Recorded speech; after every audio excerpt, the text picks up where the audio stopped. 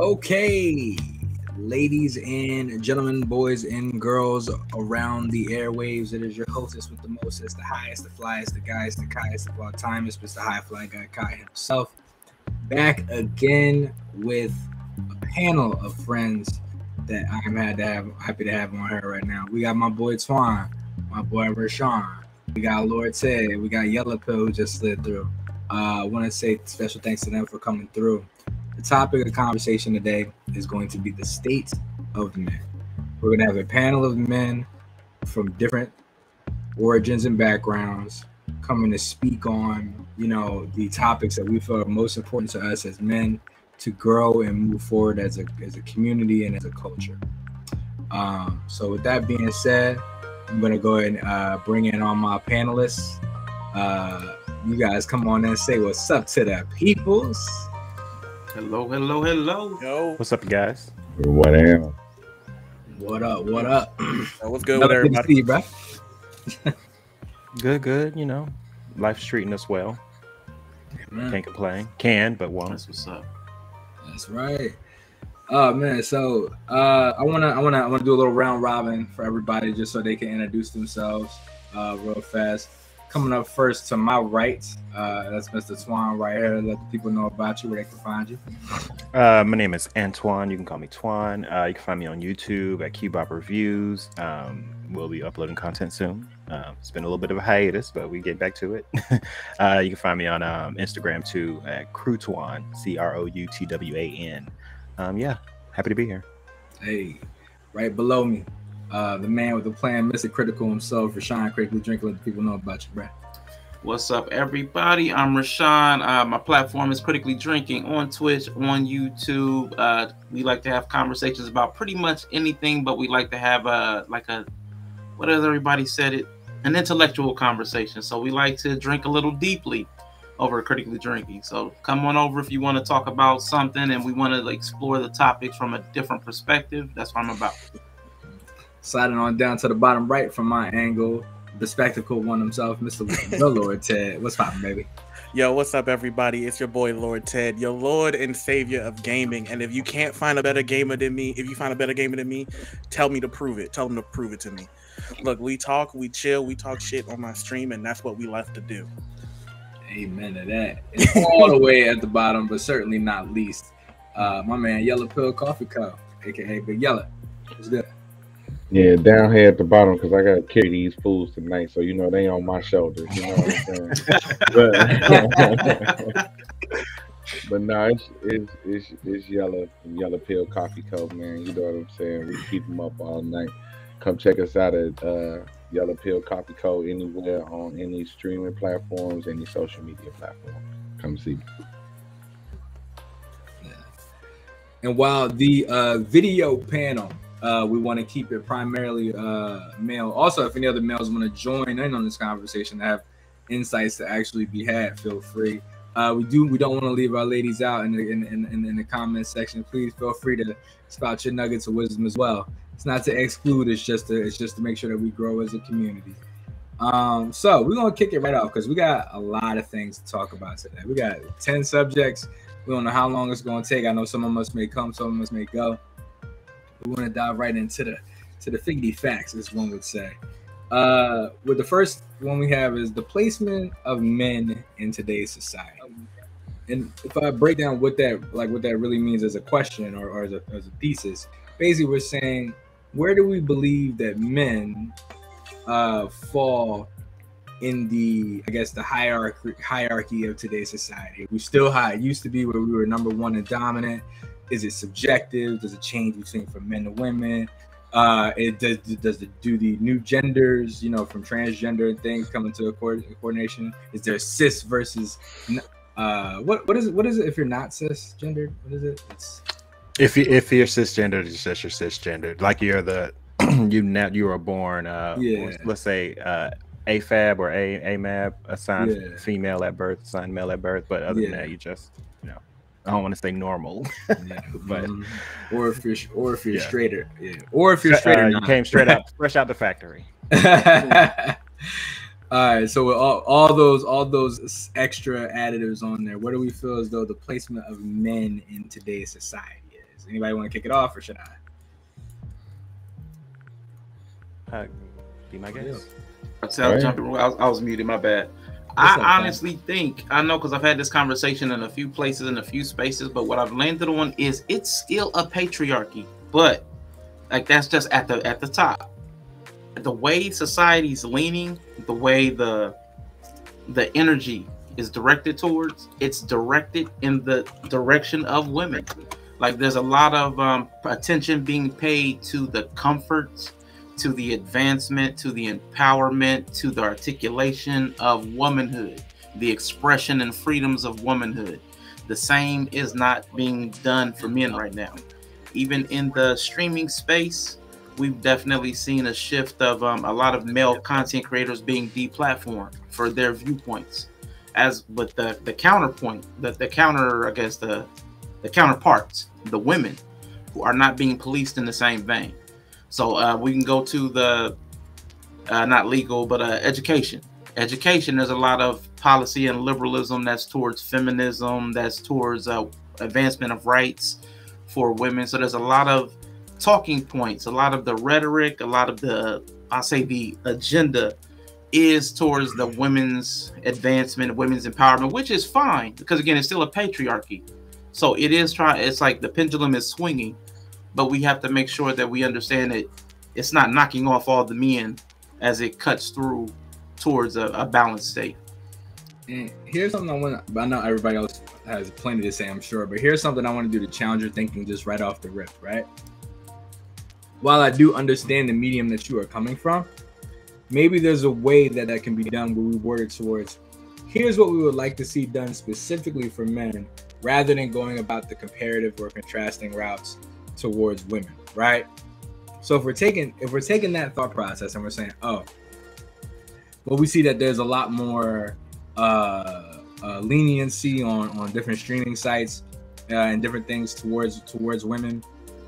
Maybe we could say, hey, I would like to see that there be more of a freedom of male expression on different platforms versus coming off the bat and being like, okay, well, this is what women got. It's like, okay, they got that. We should be able to match it, right? Match up. So, and this is something that women have gotten, right? Because they have put out a platform and voiced these concerns. You know what I mean? To be more liberal with their way of life. We as men have never really gone about that freedom of expression type of role. You get what I'm saying? Like that's not something that we've sought after. But we looked at it with women, with the flapper girls from back in the day, and wearing shorter skirts and loose dresses and everything like that. That's been a viewpoint in their conservatism. So I say all that to say this is like maybe we reframe the question and say, instead of saying, well, women have this and men have this, it's like, what can men do to get there? I hear what you're saying, but let's actually reframe the question then, because the question is, what is the placement of men in today's society? Right. So with placement, you're trying to find your position in relation to something. You need to count. In society, there are only men, women, and children. Mm-hmm. So our placement would have to be in relation to women or children. So that's why I would say. So I mean, if we actually reframe the question, what do men need? Then I would say yes. Men need to have a fairer standard that they're judged by, because I don't think that we're judged by the fairest standard across the board. Fair enough. I'll give you that one. I'm gonna let everybody else get on this too. Anybody else want to jump in? Well, I just had piggybacking off of what you were saying earlier. The placement of men when it comes to us not being able to or have the opportunity to campaign for expression, essentially. Mm-hmm. But I was gonna say, like, do you think that's because, you know, before this whole wave of, you know, being on the woman's side and, you know, how you say the not discrimination, but the judgment of men versus women on these streaming apps, do you think that's because men have always already had it? You know, like we've been the one to speak, you know, back in the day for women. You know, we are seen as the people running the world, essentially. And, you know, you do see that shift now coming in 2022. But, like, would you say it's more of a shushing of men, or is it, you know, we just never really had the opportunity? in my mind, it's just what we're talking about is not necessarily about like silencing someone as much as it is decorum, right? So what we're talking about is the ability to be able to speak, not necessarily just openly, but rashly, and do things rashly and without freedom of censorship. And up until the 1980s, even going into the 1980s, censorship was a huge thing. You know what I mean? You look when hip hop came out and they started cursing, these people were like condemning them. You know what I mean? Like when they first started coming out and doing these things. So everybody, to a certain extent, I'm not saying I will give that flag to women that they had it worse, but everybody to a certain extent was slave to decorum, so to speak. Actually, how I y'all got feel something about it? Going on to what both Quan and Sean just said. I think it's almost an issue of equality versus equity. Basically going on what Sean said, how men aren't as policed as women aren't, and men aren't policed the same way on social media. That's true. But the question is, like, what gets them views and what gets them the viewership that happens? Twitch earlier had the same issue with hot tub streams and hot tub stream girls, and like how they would and they weren't policed the same way. And there was a bunch of male gamers and a bunch of male streamers. I bet a lot of neckbeards, but there was a bunch of male streamers who were upset at like the results that these women were getting. But it's questioning, like, what does society place on or value in men versus women? And the issue is, I believe the values that we place on women are more marketable in that sense, to get the views in a rapid pace versus what men can do. That's just like talking about how the policing works and how it works out. Yeah. And not trying to jump on and make this a man versus woman thing. That's just what that is. I definitely want to address some of these comments real quick. First of all, shout out to that girl Metal for the raid. I think that came to Lord Ted. Thank you for raid. Anybody who gets love now, we appreciate it. And then when it's Not Your Average Guy had the first comment of the night. He said, society in many ways is trying to get men to emasculate themselves in the name of giving women their due. That's why they expect that's why they expect their questions to be rephrased. I don't even think it's that, because we came on this panel to have these conversations, right? This is an all male panel for a reason. Like we want to be able to ask the tough questions. My main purpose in the way of rephrasing it had nothing to do with I guess we lost Tom for a second. Had nothing to do with I don't want to say the respect of women, because obviously we want to respect everybody, but more so to view it in a way where we were talking about ourselves first and getting to the heart of our issues. Even though Rashawn brought up a great point, which was that I did put it in almost a comparative light. So I gotta own up and take responsibility for that. And Rashawn, thank you for holding me accountable for it. I had to put it in a comparative light, and we still talking about it, but we do. But I don't want to get into, if.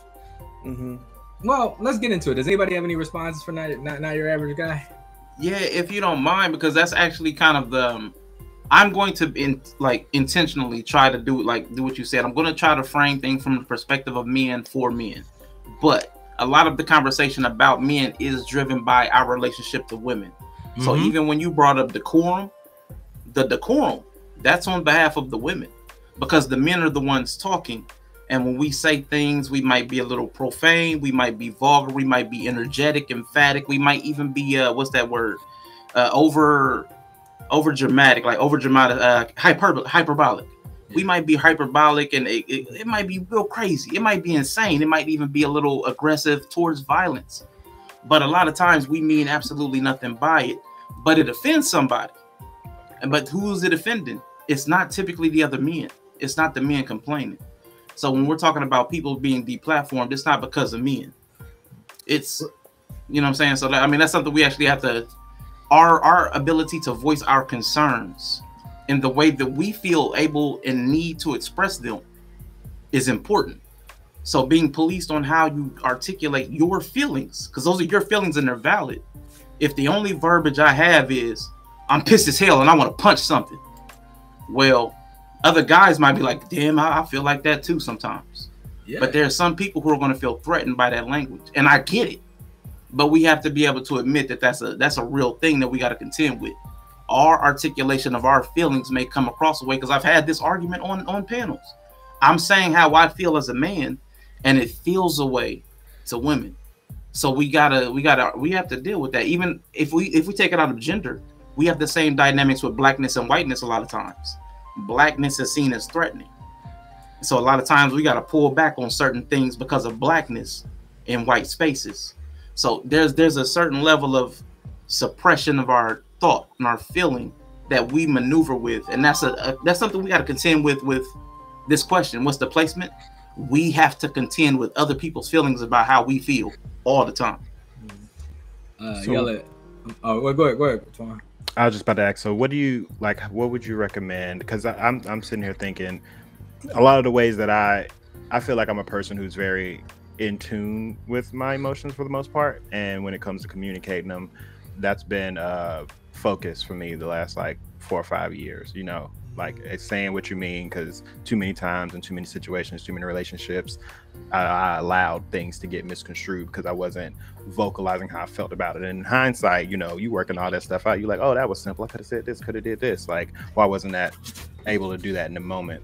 And so a place where I come from, where I've been working on, I mean, it's not perfect, and I wouldn't recommend it for everybody, because some people will probably, you know, you give somebody an inch to take a mile, but it kind of comes from a more selfish place when it comes to me expressing my emotions, because I want to make sure that my meaning, how I'm trying to get a point across or express something is exactly what I'm saying, you know, because too many times people don't say what they mean, so I'm trying to do that.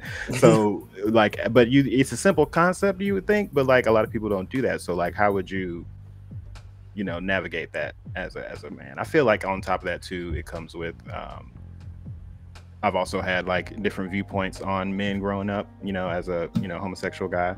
I've had my battles with straight men. So it's like I come from a place of, you know, being like more sensitive and, you know, doing the opposite of what I've seen. So how would you like navigate that as a straight man? Was that to anybody in specific, or? I mean, you were just talking, so I just piggyback off of it, but it's open to anybody. Got you. Did you want to jump in, Yellow? So it's really like there's no real right way to navigate it, but the most healthy. no, I was gonna say there's no real right way to do it, but the trick about being a man is there's a lot of wrong ways to do it. There's definitely a lot of wrong ways to do it. You know what I'm saying? A lot of wrong ways to do it. Yeah. So it's almost like it would have to be handled perfectly, almost. And I think it would almost either have to handled perfectly with the right level of emotion or no emotion at all. Yeah, and that's where I think a lot of the times when we talk about the placement of men in society, it can get a little tricky. It's because it feels like if men can get too emotional, then we're looked at as unhinged. You know what I mean? And if we're not emotional enough, then it can be looked at as we are uncaring. You know. But I also don't feel like those are on the same level, though. You know, like when it comes to like either not expressing emotion at all, or you know, not caring. What I'm trying to say is, I feel like when you express yourself outwardly, no matter what, it's like it's still out there. When you don't express it at all, then you leave so much up to the imagination, then feelings start to brew in different people. So I feel like it's always best to just have it out versus, you know, keeping it to yourself and thinking about the ramifications of it or how it makes other people feel, and then molding your words and stuff. So then that's when stuff starts to get lost in translation. That's when stuff, like, you don't start saying what you mean, you start saying a version of it, you know. Yeah, I'm actually a proponent of that myself. You give the quick jab so you don't have to throw the haymakers later, right? You know what I mean? Like, you let your emotion out when it hits you. You know what I mean? This way, one, you already set the precedent early on that this is the type of person that you are, and two, your feelings get expressed quickly Therefore, like, nobody is confused about the things that you want and don't want in whatever particular like setting that you're in, or even who you are. Yeah, and to make it generalized, if you got like a boss, right, and you see that your boss is like a bit of a hard ass, usually you got two types of people that deal with this. You got the person who like will sit there and let their boss be a hard ass on them. Okay, yeah, I'll do this. All right, and then he just ends up going harder on him. And you got the guy who checks that from the beginning. You know what I mean? Like, whoa. You're not gonna talk to me this type of way. I'm here to do this job, and you can do it respectfully. I was about to say, you got the different people that deliver that message differently. Yeah, but you know, I'm here to do this job. If you got any problems, take it up with this person. You know what I mean? And immediately, you know what I mean, it becomes, you know, well, oh, okay, I don't want to do that to that person because the precedence has been set. But real quick, I want to. Can you read out these comments while we get the next subject set up for me real quick, and then we're gonna switch over because we do got a couple. Which one we left off? You know which one we left off at? I think the it was after Ray. I think Not Your Average Guy he only had the two. All right, we had alert. Now he just said maybe I misread the conversation. My apologies if that's the case. I think you read the one he said society in many ways. Yeah, masculine. Yeah, we read that one. No, we didn't read that one. Yeah, you did. Okay. Yeah, you definitely okay, wait. So we good on that. So we're gonna switch it up to the next subject because we do got a few to get through. The next one coming up is the evolution of the role of men going forward. And this one is what I would like to pertain to as men in society, as fathers, as husbands, and as you know, culturally. You know, how do men? What has our evolution been since? Let's give it a good time date. If we look at the age of our grandfathers, right, the 1960s, the 1950s, that era, from then to now, how do we believe that the role of men has changed from their era? So many people have so many different opinions. Because I feel like if you ask anybody from that era, they would be like, oh, men's is soft, men's sensitive, men's is, you know, they ain't what they used to be, X, Y, and Z. But you look at it from a perspective of, let's say, like a millennial, you know, or somebody, you know, that just became aware of the world. They would look at it as men have evolved, men have become more aware, men have become more I mean, yeah, sensitive, but not in a bad connotation, you know, understanding of different people's positions and how they move and how they feel, how they interact with people, a lot of more self-awareness. But, you know, that's not a blanket statement for everybody, but you do see that shift a lot more men stepping up in ways that men wouldn't previously, I would say. I'm going to jump in and jump on Twan's spot real quick. So I'm someone who was raised by people of that generation. Mm-hmm. My mom specifically was 1958. And so like I could 1960. I've seen my family go through the entire evolution of how men work, from my uncles to my cousins to me today. And I can expressly note that no, men have evolved. I have uncles still to this day in their 70s that can't function without a partner there, basically.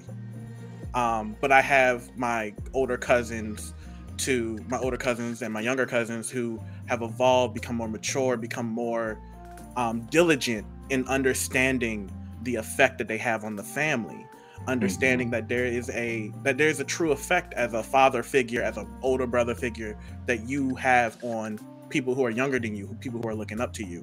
And I think that men have evolved in a way, not because of like, obviously as black men, as black individuals, during that time, we did have to be tougher. We did have to be harsher. Right. And you couldn't pay attention to your feelings because your feelings didn't matter if you wasn't going to eat the next day. Right. But there's a level of growth that comes with understanding how what you took to deal with whatever trauma you're dealing with as a child affects the people around you. And I think like as a millennial, we understand that a lot more than someone who was born a little bit older. Definitely. It's a growth of an understanding. It's a small growth, but it's a growth of emotional maturity. Yeah.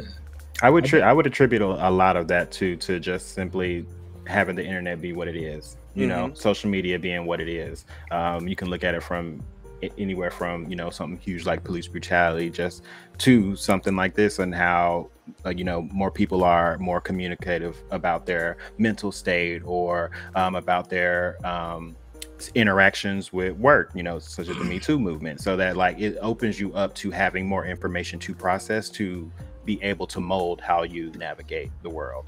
They didn't have that back then. It's you, your environment, what you experience, and that's it. You know, now we just have, you know, wider eyes, and I think that's definitely to our benefit. I definitely think guys probably also, as far as the evolution, we also need to take on a greater emotional role in every facet. Like I think we've given over too many I guess say like relational, like soft skills. We've allowed other people to carry the soft skill weight in relationships, dynamics, interpersonal, everything. I think we allow too much to fall on other people. But I think men have to take on some of the emotional burden of relationship and tap in on that regard. Even if it means scaling back some on the making sure we have all the finances in order. Because I think that's the old model. I'm a provider. I'm going to pay all the bills. People say it. I don't think as many people do it as say it. But, I mean, people say it. I think we need to come out of that mindset and say, I'm going to contribute in whatever is best for my family. And that may be different from day to day, week to week, year to year. I need to tap in to see what the emotional needs of my family. Maybe we need to have more resources, but maybe next year it needs to be I'm spending more time with my children. So I think that guys need to take on more emotional awareness of the needs of the family as opposed to just material needs. Because I think men get lost on that. Definitely. That's just, and sometimes it causes the things to affect the relationship, like, you know, depression and not being able to realize it, you know, not being happy with where you are because of the materialistic possessions versus really looking at the fact that you have, you know, a healthy family here. You got a wife that loves you. You got kids that, you know, smile when you come through the door, but you still caught up on not being able to do X, Y, and Z, provide. And also sometimes instead of leaning on the partner that you have, you know, I feel like I've been, you know, I have a lot of female friends. So I hear a lot of different commentary about, you know, he won't talk to me about, you know, not being able to pay the bills. You know, I got to drag it out of him why we don't have this, why we don't have that. And by the time we have the communication, it's too late. We already in the red. That's a bar. That's a bar right there. So because I have been that dude. You know what I mean? And I really speak on it too. I think if we're looking at it comparatively from the time of our grandfathers, you know, you could go out and get a job with no degree back then and provide for a family of four, right? Easily. And I'm not saying you can't do it now, but those jobs are it's harder, further and fewer between, especially with the raises of inflation, how people be getting laid off, all different types of stuff. Especially when COVID knocked everything out of order. But even before then, man. So if you think about a guy with no college education in today's world, going to go get an entry-level job and being like, yeah, this will provide for me and my entire family. Like, we may have to, you know, cut a few ends, you know what I mean? But we good. Like, no, you can't do that in today's society. So I think that in and of itself is a challenge that I don't think a lot of men were able to just, you know, come to terms with. And we see that now as jobs lean more towards the collegiate educated level or the business entrepreneurial level. What ends up happening is a lot of those mid-range jobs that we talk about, the administrative work, you know, you're going over to the fraud department, Twan, you know what I mean? Things like that are primarily inhabited by women. Right, and a lot of men aren't picking up on these jobs, so that idea of becoming a provider seems less and less likely. Me and my girlfriend had this conversation about a year ago, where she said, I've come to terms with the fact that if I'm dating a black man, that I'm probably gonna make more money than him. You know what I mean? And I was like, damn. You know what I mean? I mean, when you think about the climate, like, I mean, before I would say you go back 10 years, that probably would be a laughable comment, to be honest, because at the state of, you know, men in jobs, we weren't as progressive, we weren't as inclusive. And once the stuff hits, once the waves catches, you know, all of a sudden everybody is gung-ho with being PC and making sure that everything, we got inclusivity, we got diversity, we got men, and I mean we got gay men and black women CEOs, and you know, pushing for that look, that you know. But I feel like back then it wasn't that at all. We were running things, making all coins. Yella, you have something to speak on? Man, look, I'm gonna be straight up with you. Go ahead. Evolution is a strong word. Ooh, go ahead. That's what I want. That's what we came for. All right, because when I hear evolution, I would think that we went to a better place. Right? Evolution to me means like to grow and evolve as men. And basically, as men, I think we have devolved to the lesser people. Men are expendable. Men are expendable. We've always been in theory, right? Because we're the warriors, we're the soldiers, we're the fighters, we're the ones that are running to the buildings, we're the ones that'll be out on the battlefield, right? But we've become expendable as people. Beyond those situations where we put ourselves on the line for the greater good of everybody else, they view us as expendable. Everybody. And what, not to like put you on the spot, but like what situations, or what like give me an idea of like something that triggered that thought process or that idea. I mean, like I ain't trying to call Kai girl out of nothing like that. But that thought is echoed by a lot of women. If I date a black man, I'm gonna make more than him. Mm-hmm. So. Oh, I get what you're saying. Why does that matter? And I want to put that out there, as this wasn't like something where she was coming out trying to gloat or nothing like that. You know what I mean? Or stunt. She was just like, she was coming to terms with this reality herself. Right. You know what I mean? And I get that. But at the same time, that's what we're here for to everybody else. Is to be, you know what I'm saying, a bank account. We're expendable because they like, well, we can make the money regardless if they're there. I just don't like that idea, because at the end of the day, we know damn well that no matter how much money you make, the man ain't gonna see no parts of it nowhere. Let me. Well, hold on, yeah, go ahead, because I ain't. No, I was gonna say, let me touch base on these comments real quick, because we had a bunch of them fly through. First of all, we got a couple out there that's really rooting for you, Yella. So shout out to them. Take It Home podcast, what's popping? We see you out there. Not your average guy says waiting for Yella to preach. Shy Cutie says that's deep, Yella. Morty says ayo, was good. You know, everybody else who's there. Summer Mince Pie just spoke on that too. If there's a noise in the house, I'm not gonna be checking if there's a man in my bed. If he doesn't go look, he'll not be back in there. Disposable seems strong, but I can see how it looks that way. If I may, my girlfriend says, well. If I may though, like another thing though to that, like even as far as the draft in the United States, like we don't like the selective service. It's an obligation for men, not women. Mm-hmm. Like, so there's certain things in a lot of society, a lot of aspects of society, the criteria for men is a totally different thing than it is for women.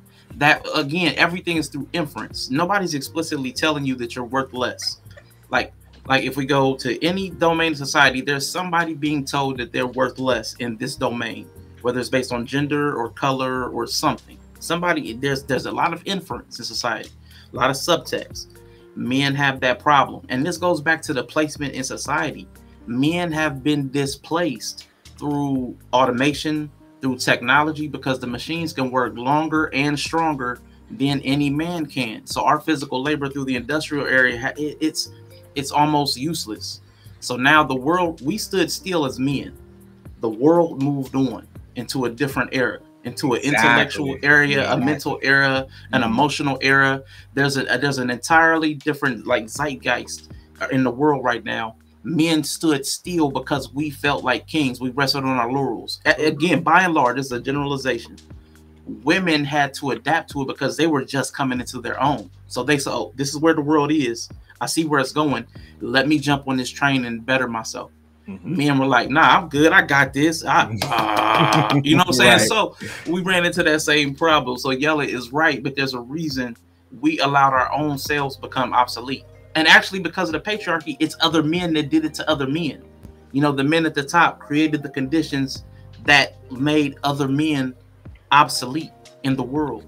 So we have to consider that we have to fix it ourselves because we did it to ourselves. I'm with you on hearing. I'm with you on that though. Like I can see that, but that's just kind of how it's been through history. Like men are gonna weed out other men that can't stand up and defend themselves.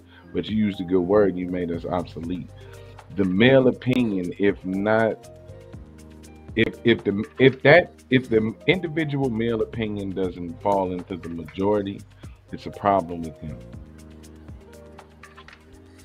You know what I'm saying? If he doesn't agree with society and how society works, like if I say anything towards, let's just call it what it is. If I say anything regarding LGBT issues, right? That's anywhere other than thumbs up, I could be assumed to be homophobic. If I speak any way that doesn't align with how women think they should act, I hate women. I've seen it happen to me personally. It's gonna be a quick fire. That first round of people reacting is gonna be real, aggressive. And even if you want to circle it all around, if they really don't agree with you as a man, they'll call you gay. They'll shame you. They'll use gay, and that's what. And I want to eventually talk about that. But they'll use gay as a shaming tactic, while we as men are told to not be homophobic. I do think I think use that a little bit more though. I mean, I understand what you're saying. I get it, but but like I said, we'll get into that a little later on. I think also too, it can't be said that that sometimes we look at things like amalgamistically, like where everything is all one thing, when you might be hitting, a bunch of different groups. Like the same group that might be calling you out for anti-homophobia isn't the same group that's calling you out, it's calling you gay. You know what I mean? Like they are, when we're on the internet, it's usually a bunch of different waves of people that we're talking to at any given point in time. So listen, trust me, I was the dude on the internet who would argue with just about literally anybody and everybody for anything. You know what I mean? And so we were. So we were. And so it's very easy for somebody to take the lowest possible hanging fruit that there is and try to hang you up on that subject. But do I specifically believe that I think that is now indicative of the entire tribe that they're trying to quote unquote represent? No.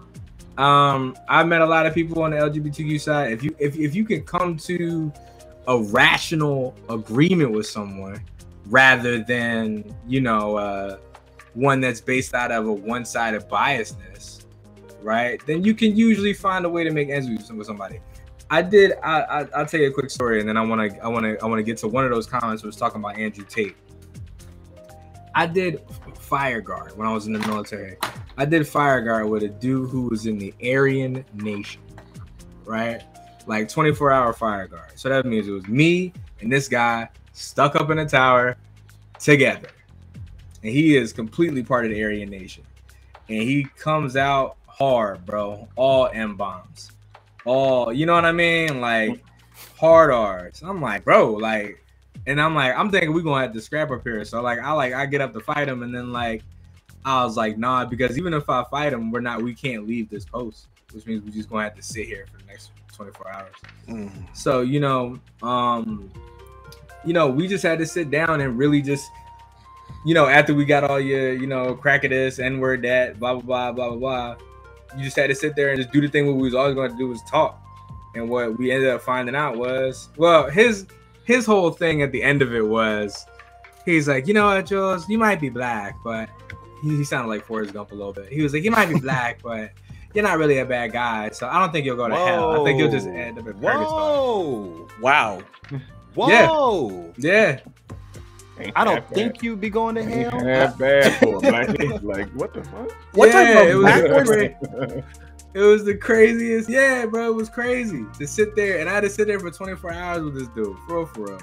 But that taught me a lot about how much I could actually put up with. You know what I mean? And how much, like, even amongst that was his best way of trying to tell me that, you know, all right, cool. There's a different side to everything. I talked to that guy probably 7 years down the line. You know what I mean? We had this conversation. He was like, man, I was an asshole. I was like, I'm glad you came around to that conclusion yourself. You know what I mean? Like, but I'm going to get to these comments and then I want to talk on the Andrew Tate thing before we go over to our next subject. I thought that was a funny story to share. Society's glitch. That's a new name for me. I'm sure that's coming from somebody else's community. There's a reason for that. It is because initially how these minority communities who have popular views were initially treated like trash, and as a general for history note, men were not held responsible for their words and actions. Honestly, if everyone just learns to listen as well as be tactful, the world would be a better place. I mean, I do agree with that. Like, there was a point where men were not held like super accountable for the things they said. To say it was completely unaccountable, that's not fair. Definitely were accountabilities that were held, like we talked about before with decorum. But that point of view is right. These people haven't had the chance to speak for hundreds, if not thousands of years. You know what I mean? Not in like a serious aspect. So, and there's an old saying that goes around, which is equality feels like oppression to the oppressor. Mm-hmm. I don't know if you guys. I mean, I'm sure that's probably made your way down the airways before, but I'll say it again. Equality feels like oppression to the oppressor. That's so like black and white people. So in black issues, anytime we go for equality, you know, Black Lives Matter. Oh no, all lives matter. You know, they want to be oppressed so bad. It was like, no, we everybody's the same. Everybody's equal. There's no reason to put a spotlight on y'all right now. there is an old school country saying, going on back to what Kai said, that it says it ain't no rabbit hunting ain't no fun when the rabbit got the gun. And unfortunately, we are rabbit hunting and the rabbit got the gun right now. And that's what we're experiencing. That's what it feels like to us. Mm-hmm. It feels like the rabbit got the gun and we're looking square down that barrel of that shotgun. Yeah, and that's not. It's a feeling, but it's not true.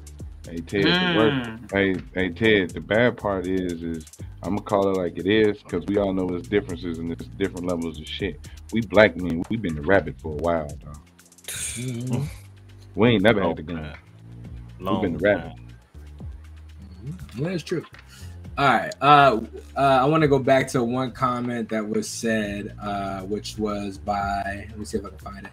It's Morty. What's y'all view on Andrew Tate? Because I think that's a good one to touch on.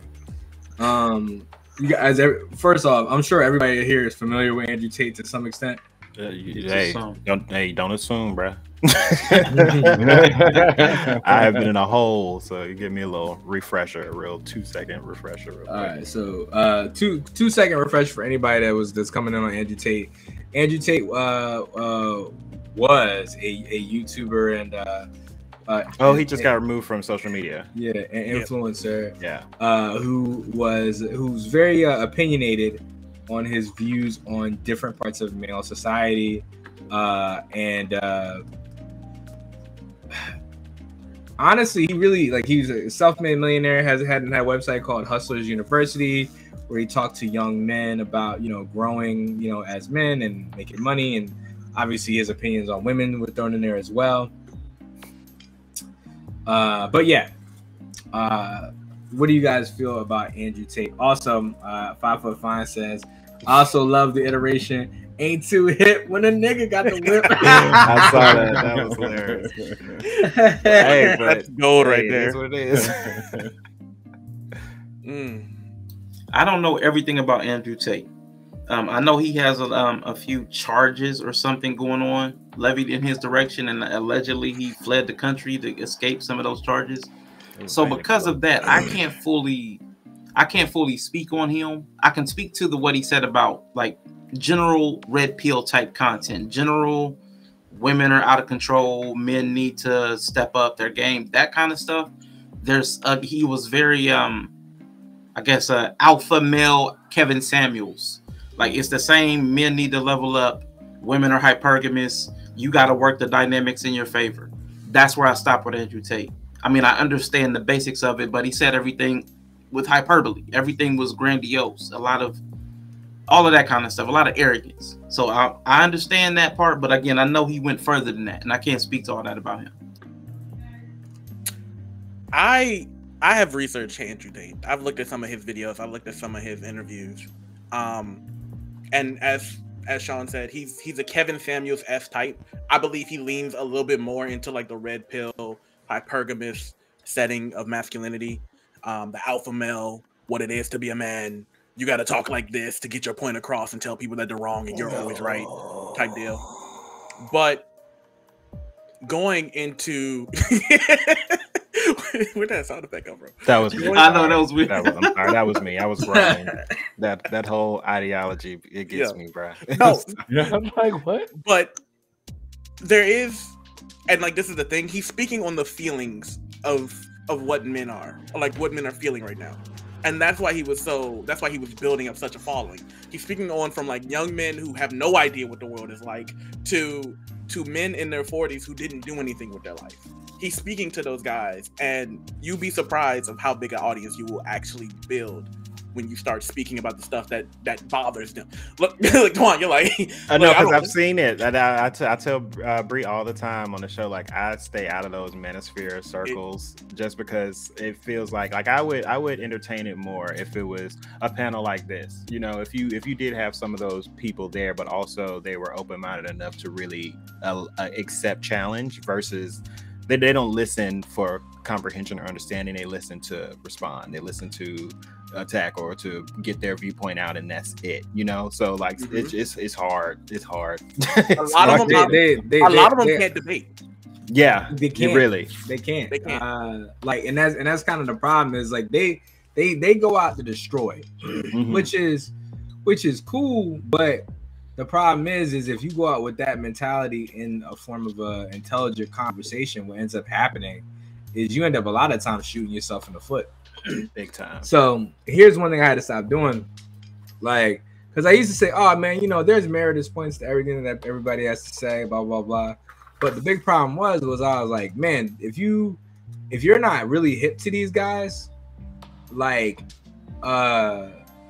you could end up defending them from saying some really dumb stuff. Like Sneeko, for example, was one of the guys who like just got canceled off YouTube and stuff like that. Like when they started compiling all the stuff that Sneeko had said that was just like absolutely out of this world, like man was making fun of Muslims and bruh, them compilations be taking them out because they don't realize when all that stuff put together, they may say it here, say it there, but when it's all put together in one, oh, you look like it's a wrap. So it's like almost impossible to be like, oh yeah, you know, I respect their opinion to say anything, you know what I mean? Like, but geez, man, like y'all make it hard. You know what I mean? And I get it. You're doing live streams and live form content, and a lot of things comes out within that time frame. But it's, and the sad part is, you know what the funny thing is? I think Andrew Tate is really funny. I think he's hilarious as a character.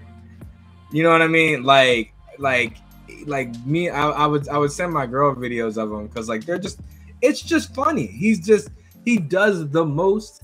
Like if you were to like go into a room of writers, right, and tell them to just create the most alpha male, overbearing character ever, it would be Andrew Tate, without a doubt, and it is hilarious. And even in that, I do think he says some pretty cool stuff from time to time, but it's like there's that off chance that he might have just said that one truly effed up thing. That means that, like, as soon as I go to bat for him, it's like, well, remember when he said that? Oh, man. Yeah. Walking away with egg on I your missed face. that video. I missed that video, bro. Here's 10 seconds of an Andrew Tate video. Oh, he's about to... gotta be a real G. Oh my God. Top Okay. G. You don't let these women take advantage of you. Nice guys always get taken advantage of. You got these bums who don't take care of themselves. They sit at home, they eat, they sit on a computer, they complain about women all day. When I'm a real G, you sign up for my academy, okay? Oh my God. There you go. Plug it. My master class. You sign up for my academy, Hustlers University, what it is, right? Hustlers University. Hustle University. Yeah. You sign up for Hustlers University. I'll show you how to get women just by thinking about it. You got to throw a this is Bugatti real. in there. He really has a university. Right. Yes. I got 7 Bugattis, and the Tiger live in one of them. Yeah, he's got a nice little scammy website and Discord. Oh man. I wanna see all the men that purchased the subscription to this. I want to see them lined up, and I promise you, there's gonna be a repeated pattern. Oh no! Don't do that! Don't do that! No, I'm not saying color wise. I'm just saying, and I know what you're talking if you about. ask them questions, it's gonna be the same. It's gonna be the same nigga, man. I'm sorry. But to Juan, the you're point right. though, but like Ted was talking about, Top the G. disaffected men fall victim to this because there's no place for their pain. Like there's no place for them to bleed out. There's no place. There's no sympathy. There's no empathy. There's no place of acceptance for them. So the opportunists are taking advantage of it because they'll come because the women don't want them. The women don't want definitely them. don't. So Well, so that's they a have lie. their money. So they still have their money with them because they're not tricking. You know, they're not spending on a family. They're not doing anything fly. They have it to give to another man, which is a whole thing I had a problem with. You know, all these guys talking about men shouldn't simp. Tap into my Patreon. Men shouldn't simp. Buy my course. Men shouldn't simp. Send me these super chats. Like, there's a little thing with that always irked me. I'm like, why do y'all fall into that trap? But Twan, I need that groan on a sound drop. Whenever somebody going crazy on a panel and saying something stupid, I just want to play that. I mean, because that was That's what it triggers in me because it's so frustrating. Like I want to be able, I truly do.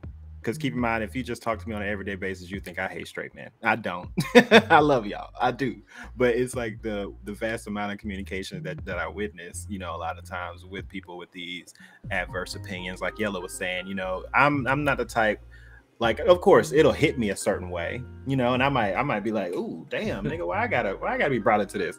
But there's a point in which I'm interested in how you got there or what experiences led you there, because that's all we are a collection of experiences. I told this to somebody previously, like, Fly Guy, if I was you, if I lived in your life, if I had the same friends, if I had the same experiences, same school, same environment, I would be you. I would turn out the same way. And that's what people, I feel like they lack that respect for that concept, because it's like, you know, this is me and you so caught up in your shit that you don't really think to have another viewpoint or to even see, like you were saying earlier, men don't have a place to put their emotions to get it out. But, you know, a lot of times they do. They don't take advantage of it. They don't realize that it's there. So then they go down that rabbit hole. That was my soapbox. Twan, let me actually piggyback on that, because there's something that he speaks on, and I remember that this point, and he said, and I quote verbatim, "Women don't understand, or people don't understand, the real loneliness that it goes on to be a straight man." The thing is, and like going back and bringing it all the way back around to point 1 and 2, our place in society has deemed us to be able to understand that, hey, you need to be in control of your emotions, and when you have an emotional moment and when you're lashing out, because these are all men who have no emotional outlet and are lashing out in a specific way at a specific group of people. That's all that they are. But when you don't have a place to lash out and put that emotion out there, where do you go? Who do you go to? It creates a burden. It creates an unhealthy echo chamber of negativity.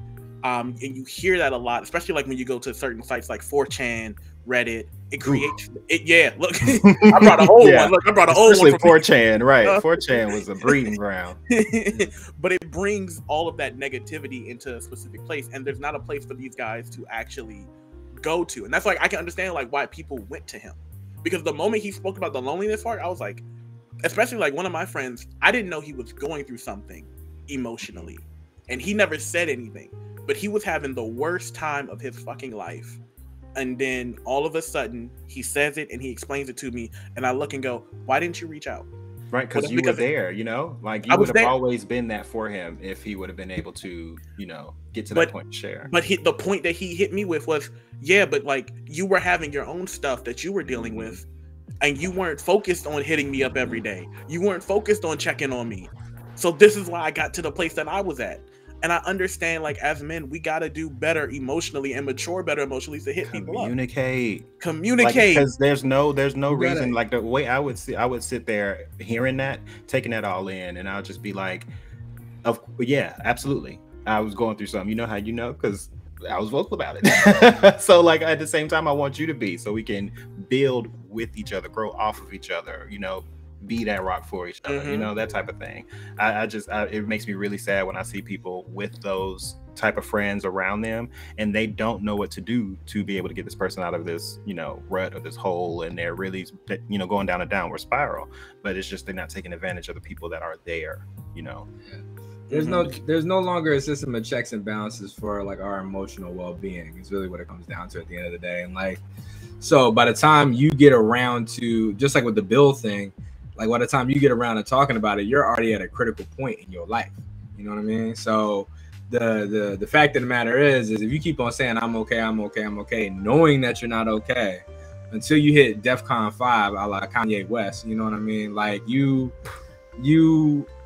are going to find sources, any source at that point, more viable than ever before. So now here comes Andrew Tate, here comes Fresh and Fit, here comes Sneeko, here comes whoever else is in that, you know, that pool, and they basically promise you a way out through the machine. It's almost like gang activity if you really think about it in a way, where they get you at your most vulnerable.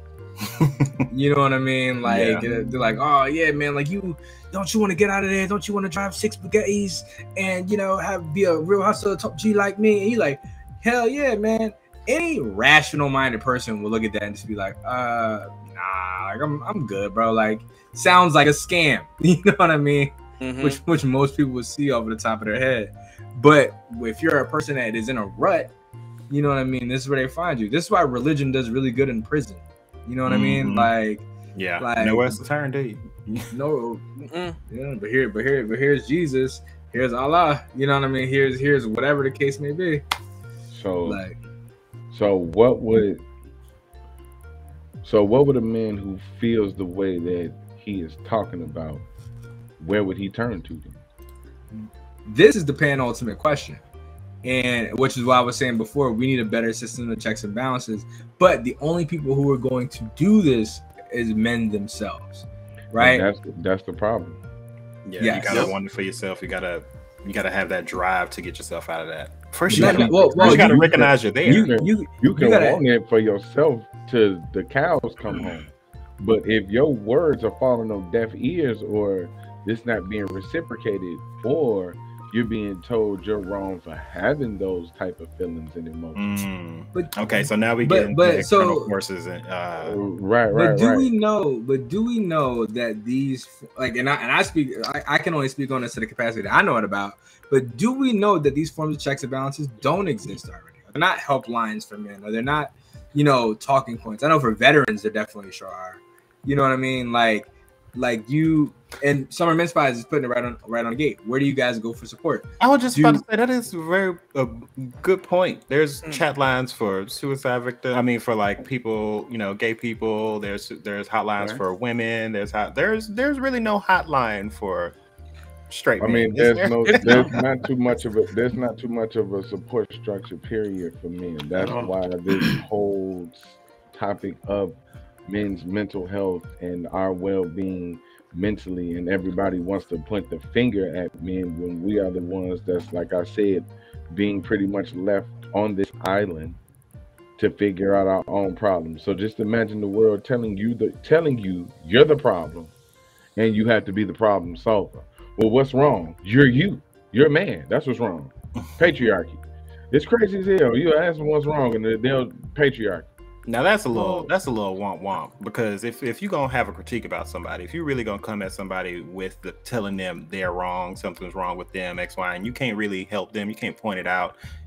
I would hope that somebody would be able to be strong enough to not just take their word for it, and but there are things out there too, like therapy. I mean, I've never taken therapy, but I've definitely, especially since late 2020, early 2021, definitely needed it. Sought it out. Some stuff is out of my pay range, but a lot of men, like, you gotta seek out, you gotta look for it, you gotta really do your best to get that help, because it's just it doesn't sit right. I've done therapy several times with several different therapists, right? Mm-hmm. And from what I've experienced on my own and what I've heard from, let's just say, women in their form of therapy, men's therapy requires the man to be very suppressive. Repress those emotions, suppress how you feel. Don't let it get to you. Don't let it bother you. Try to stay focused. Put it out your mind. Other forms of therapy encourage people to almost embrace those feelings and express how you feel. Mm-hmm. Get it out. Outwardly express how you feel, right? As men, it's okay for us to talk to our therapists, but we can't outwardly express how we feel.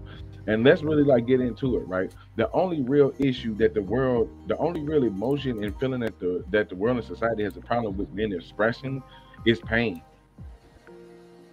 When we're hurt, when we're mad, when we're frustrated, then it's a problem. As long as we're happy, as long as we're jovial, as long as we're positive, or as long as we're neutral, we're fine. We're acceptable. Those emotions those emotions are gladly accepted. But the second we express pain or hurt or concern or fear, now everybody wants to throw their hands up. Now everybody want to act like they don't know what to do.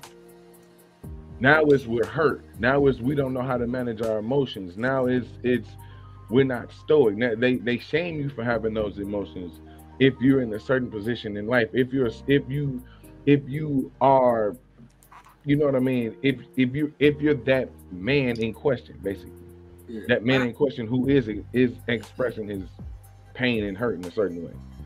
I would probably caveat that a little bit. Is it not to necessarily when you express pain, but when we express rage more so than anything else.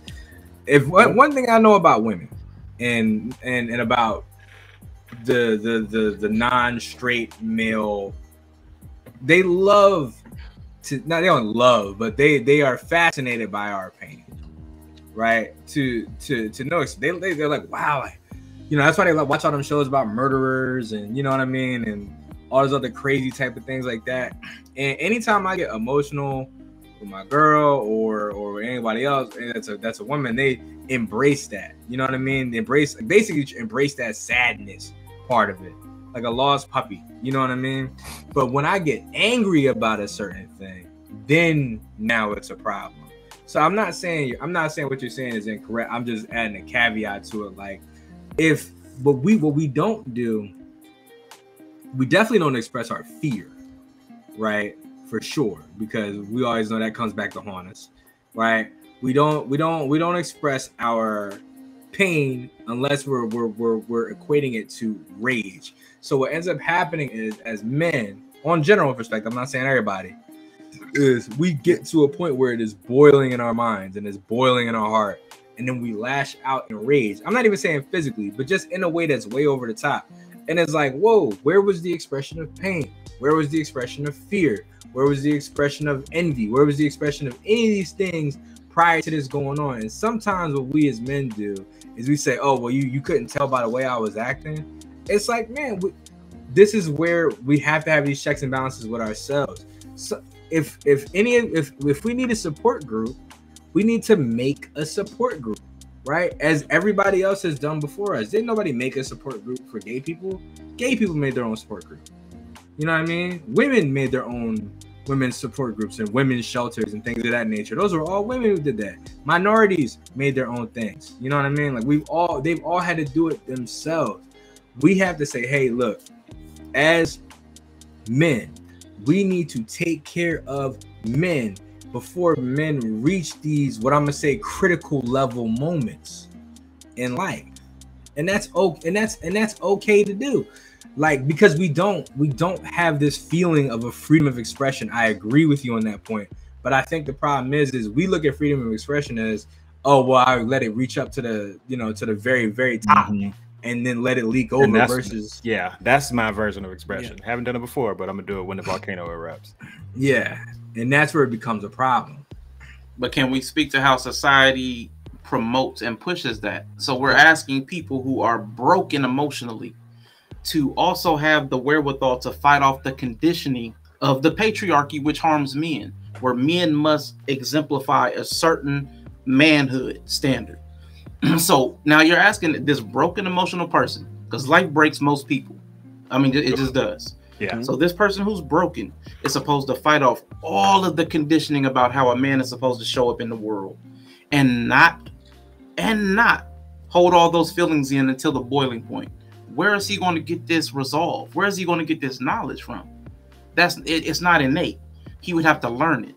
He'd have to go against his programming to be open and vulnerable to somebody. Even to Ted's point, his own friend couldn't be open and vulnerable about his pain. That's not because of failure in Ted. Yeah. That's a failure in society, where that person feels uncomfortable sharing their pain with another human being, because men have been dehumanized. Like Yellow was talking about, we've been automatized. We're a thing. We're a thing to a lot of people. We serve a purpose. So because society devalues our humanity, what purpose can a man serve? Like, even if you talk to anybody now about a man, well, what's he do? Or, well, what can he do? Or even in dating, well, he's got to have potential. He's got to be getting ready to do something. It's always about do, not about be. It's never about the being. It's never about the humanity. So that's a conditioning problem. Now, if you have a conditioning problem, the person is going to have to be reconditioned. Now, that's where the support group comes in. But to even start a support group would have to be somebody that reconditioned themselves. Somebody that stepped out of the matrix. Somebody that can point it out. Exactly. But then we have another problem. Another problem of conditioning. What are all the models of therapy? Like, everybody talk. We want men to talk. Like, we also say that it's not in the nature of men to be as verbal as expressive. Now, I don't know if that's the patriarchy and nurture, because we really don't know what men free to express looks like. We don't know if it's natural or not, because it's been one way for so long. But if we're talking about the nature, if we're talking about nature versus nurture, men have to be free, because right now, the therapy, like Lee said, there's no crisis line. It's still talking. Therapy, you got to go and talk to a professional. Talk. That,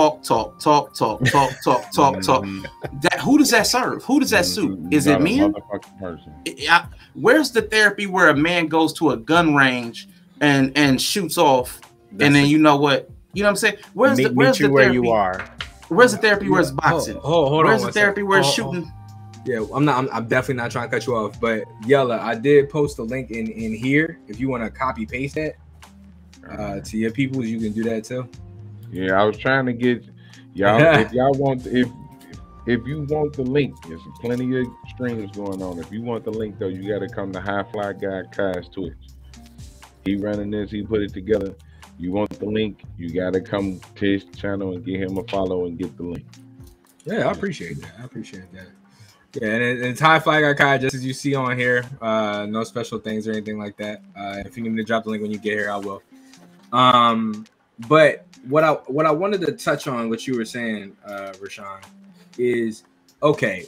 And we say this a lot of time about any kind of group that needs to get things done, is you have to start, or else what is your alternative, right?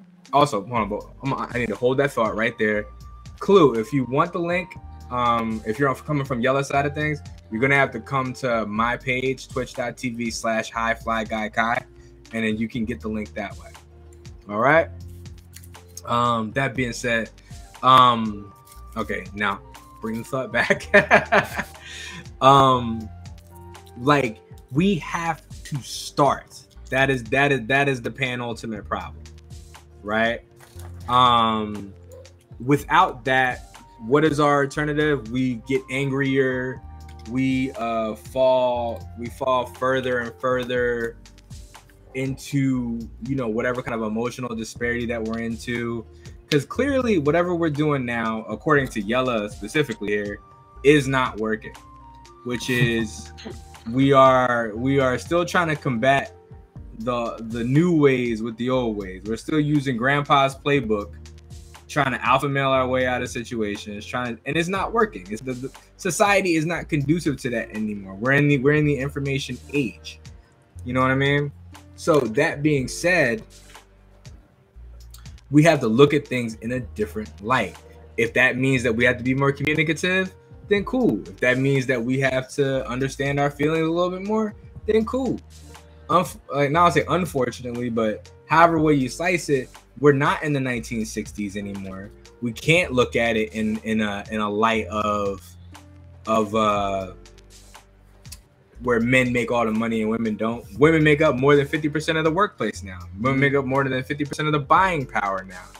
We will never get back to how it was in the 1960s. We have to adapt to them being in the marketplace. And if that means we got to get a little bit more in touch with our emotional side of things, which I think is healthier anyway, then why not? Let's get started. Somebody out there in the world, this is my plea to you. Somebody out there in the world, like, start up some community stuff for men, please. You know what I mean? So I'm going to talk about some of the community stuff like that I do know about. Like, I'm not going to say there's no resources, but there's very little resources for men. One of them, because like I came out of them coming out of high school, and like they time it. It's not for grown men. I'm going to say this right now. Like they're timing them, and the resources that are available are for you in your different stages of life. But the moment you get hit with adulthood and you get hit with that first bill, there's no support for you as a man. Like you get hit with that first bill, and you're sitting there like, yo, what do I do? And they go, ha, good luck, survive. But like from high school to college, I've seen places have support, have men talks, have men channels. Men, what can we do to improve the area of like this college here? Or what can we do to improve your life here? What do you need help with? What emotional care, what therapy, stuff like that. And to be shared and local. There's even been one at my college, actually. There was actually one in my college for that they would have like once a year, and they would just invite all the men to come to the God, I'm trying to think of the word. Theater. They would have all the men come to the theater. We would have a talk. We have everything. They would do stuff like that. But what like once you become an adult, we do need like resources there. Like that's where I'm only gonna fight you guys on. That's it. All right. I know we got some people that want to get in here. Look, I've dropped this link a couple of times. If you want to get in here, I know that was Clue 21, and I forget the He's also unfamiliar with Twitch, so I'm not sure if he be struggling. I'm gonna drop. Look, the link I just dropped, this one right here, studio.restream.io/ all them letters and numbers. You click that link, and then you gotta create your little Studio Restream account. And you don't gotta create the account, but you can do whatever, and then you can get up in here on this conversation. But guys, we have a couple of different topics to get through. We are at 2 of 10. So yeah, that happens. But I'm glad it did. And I let it rock because I was like, man, we touching some points that are critical to know. All right, this one should be a little bit easier because it's more about personal anyway, which is the personal expectations of what manhood looks like. So take out society, take out what we just talked about. Just you right now. What are your personal expectations of what manhood looks like? I'm gonna kick it off with Yella, since you've been giving the hot takes all night, so I love to hear what you gotta say. Okay, for me personally, manhood looks like a balance of the universe. You be strong while being sensitive. You can be, aggressive while being passive. Like, especially now, you should be able to be as open with your emotions and as aggressive with your physicality as you want to in the same person and not be judged. You know what I'm saying? Like, I should be able to cry and knock a nigga out in the same day, and it shouldn't be no problem because I could do that. And you know what I'm saying? So, manhood looks like a lot of things, and I don't want to confuse manhood with taking care of your responsibilities as a human, because those are standard, right? If you got kids, you're supposed to do that, right? You know what I'm saying? If you got bills, you live by yourself, you take care of your damn self. Those are human things. Like, that ain't really like manhood, womanhood, childhood type stuff, right? But as far as like a manhood should go, like, men should just be able to be human. Amen. You know what I'm saying? Instead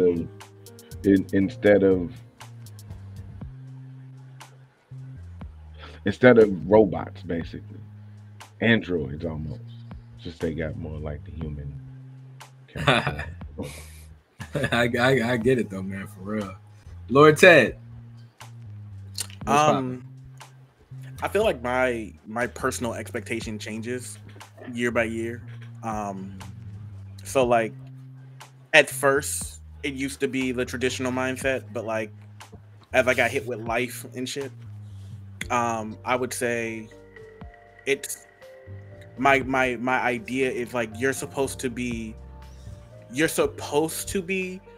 point of comfortability, the point of stoicism, but you're also supposed to be, how do I want to word this correctly? Your job as a man, or your job as men, or my expectation is you're supposed to be able to protect, provide, profess for the people that you care about, for the people that you love, for the people that you want to be there for. And that doesn't get stated to a lot of guys. Like, we only hear about the protect part or the provide part, but there's that third part, that profess part. I profess to my friends, I profess to my girl, I profess to my family, I profess to them that I care about you, I will be there for you, I will have your back. And like, I think that as a man, that's my expectation to do. Like, it's your role to do that job. It's your role to be there for people. But it's also their role to be there for you when you, as the anchor of the family, or you as the contention of the family, to also support you. Because like, your house stands on a strong basement, but if your basement's weak, it's gonna fall apart. You're the foundation. That's how I look at it. You're the foundation. Twan, your personal expectations of what manhood looks like? For me personally, to me, being a man is a gender. You know, like, I kind of, it's of the same ideas of what both of y'all presented already. You know, taking care of your responsibilities, knowing who you are as a person, how you affect people, because I'm a big component of do what you want in your life, you know, crash it off a hill or live it to the best of your ability, but don't let it affect others, that type of thing. Being able to express yourself, that's things I expect from men and women. Being able to be able to navigate your emotions and get across how your feelings in an effective way, I expect that of both genders. You know, like, the idea of being a man, like Lord Ted, that was the standard. That's what it was for me for a long time, and that was a source of a lot of my insecurities. That was a source of a lot of doubt growing up, because maybe I wasn't meeting the same expectations. My dad was a construction worker, you know, big burly dude. You know, he wasn't in my life for a lot of the times, but I don't think he would think of my idea of who I am as a person would be that stereotypical version of what a man is, you know? So like, a lot of that informs how I feel about it. I think we should just be, you know, the best people, you know, and understand that we can affect people in more ways than physical. So you move with that mindset. Amen. Rashawn. I know for me it's pretty simple. I go with a man is an adult male, but we've extended that. I'd also say a man is somebody who presents or identifies as a man, adult. But that's it. Now we want to talk about the qualities of said man. We can talk about him being honest or reliable or unreliable. We can talk about the qualities of the man, but the man is, for me, is simple. It's the being. And I've become averse. I'm very tired of people qualifying manhood. You have to do certain things to be a man. No, by being, you're a man. Like if you exist as the man, you're the man. But we can talk about the quality of said manhood based upon any number of, like Yella said, standards, traits, all that good stuff. And my expectations on what manhood is actually comes down to a real old expression, man. The only two things you got in this world are your word and your balls. It's the only two things that really make you a man. In the words of the almighty Shin Chan, to be a man, you must have honor and a penis. Nah, but for real, like I think when you look at the qualifications of what people would consider manhood, it's really just throwing something out there and then living up to it, right? If you say I'm gonna protect you and you live up to the expectations, you fulfilled your manhood. If you say I'm gonna go out here and I'm gonna make it to the NBA, you know what I mean? Like you are living up to your expectations as a man. It pretty much, you actually set the course upon which someone is going to call you a man or not. You know what I mean? Like if you want to be out here and not sticking up to the things that you say, guarantees nobody's gonna look at you and respect you in that light. Whether they call it manhood, whether they call it honesty, whether they call it, whatever it is that they want to call it. You know what I mean? People are gonna look at you shaky. So, but we can keep on moving right along. I'm glad that one was a quick one to make up for the long ones that we did have. Oh, but this one right here. I'm curious how everybody feels about this. Responsibilities of men in relationships. In parentheses, gender roles. Ted, I want you to kick this one off because you've been in the cut for a little bit. I'm gonna bring out the cut. All right. Look, to be honest, I was raised on the idea of gender roles, but like that's not something I necessarily conform to. Like I want to be the man to do all of those things, but like me understanding that, yeah, my wife may make more money than me. My wife may make more money than me. That's a true fact. The Bree trolling over here. Yeah, Bree is trolling. Right, I'm trying to focus over here. She's posting this damn soliloquy. Posting the damn long song over here. Okay. Look like some Lao Su or something. Going back to the point, like I don't necessarily confirm to those. Like I don't care. I don't mind if I have to stay home to take care of the kids because my job allows me to do that. I literally have a neighbor that lives across the street from me, and that's what he does. His wife is a big time lawyer, and he is an IT manager. And it's not that he doesn't do enough for his family, but he works because of how his job works. He's able to take care of his kids and be more to his kids' life. But on the flip side, and like I can understand why a lot of people would look down upon that, but if my job allows me to do it, if my job allows me to function the way how we want to live, I think that's what me being a man should do. Like I should be able to help us function correctly and fulfill the roles that needs to be done. I know the roles I would want to fulfill, but let's deal with reality in the situation. Let's expand on that a little bit, because in today's growing economical tides, a lot more women are working now, of course. Some women are even the breadwinners in relationships and things like that.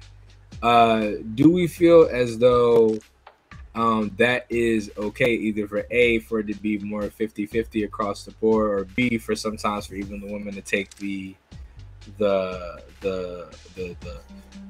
primary financial person? I ask what's the goal here? What is the goal we're trying to get to? Is it to take care of our family and our kids? Great. How can we do that? Oh, there's like from A to Z, right?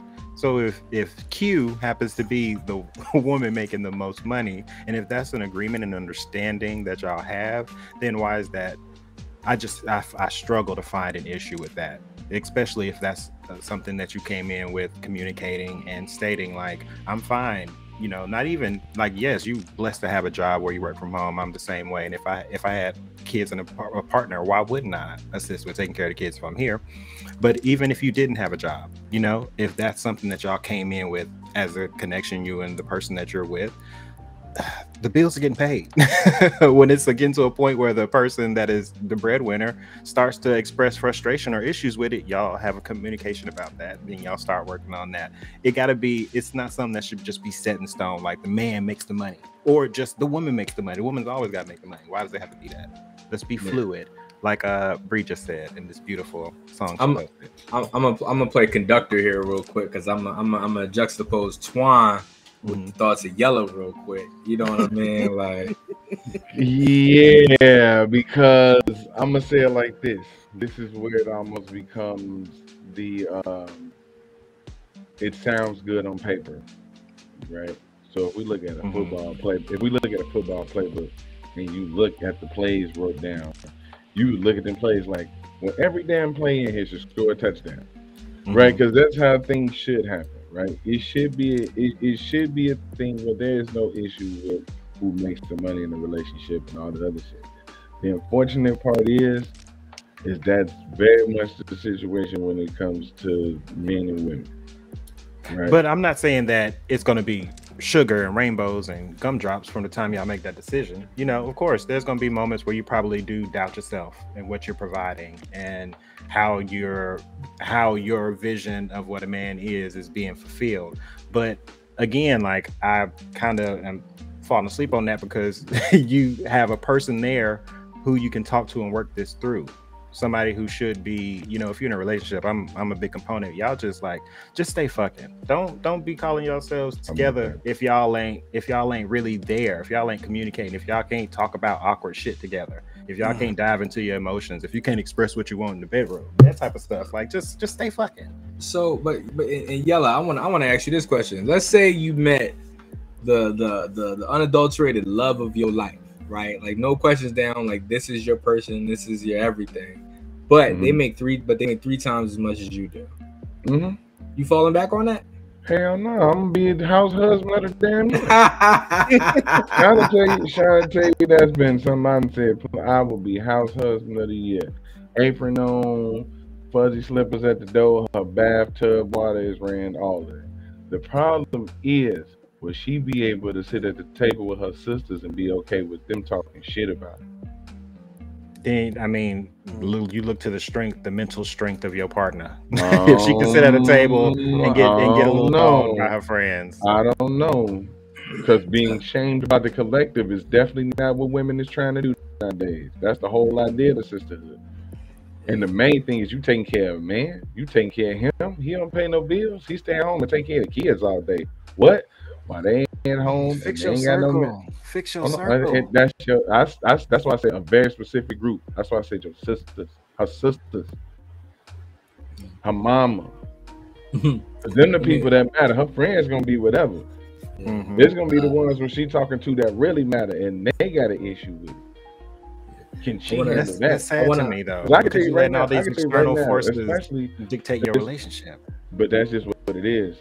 That just is what it is, Kai. Especially if you in a situation where you're not the breadwinner, that's gonna be just certain things that you don't really have control of. That's the same and opposite way. So, you know what I'm saying? If y'all really don't want to hear that, because a man would never have to experience that conversation. You know what I'm saying? No, a man would never. Your girl just staying home. Like what? Right, yeah. Your girl just stay home. She don't take care of. She don't go out and go work. She don't do that. It's looked at as honorable. Right, even in a society when that is pushed and women should go out and get the bag and all that other shit. But if a woman want to stay home and all that other shit, ain't no, your boy ain't finna ride you on that shit.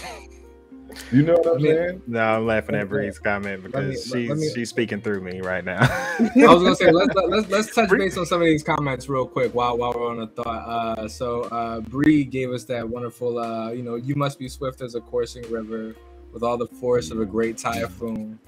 with all the strength of a raging fire, mysterious as the dark side of the moon. Yeah.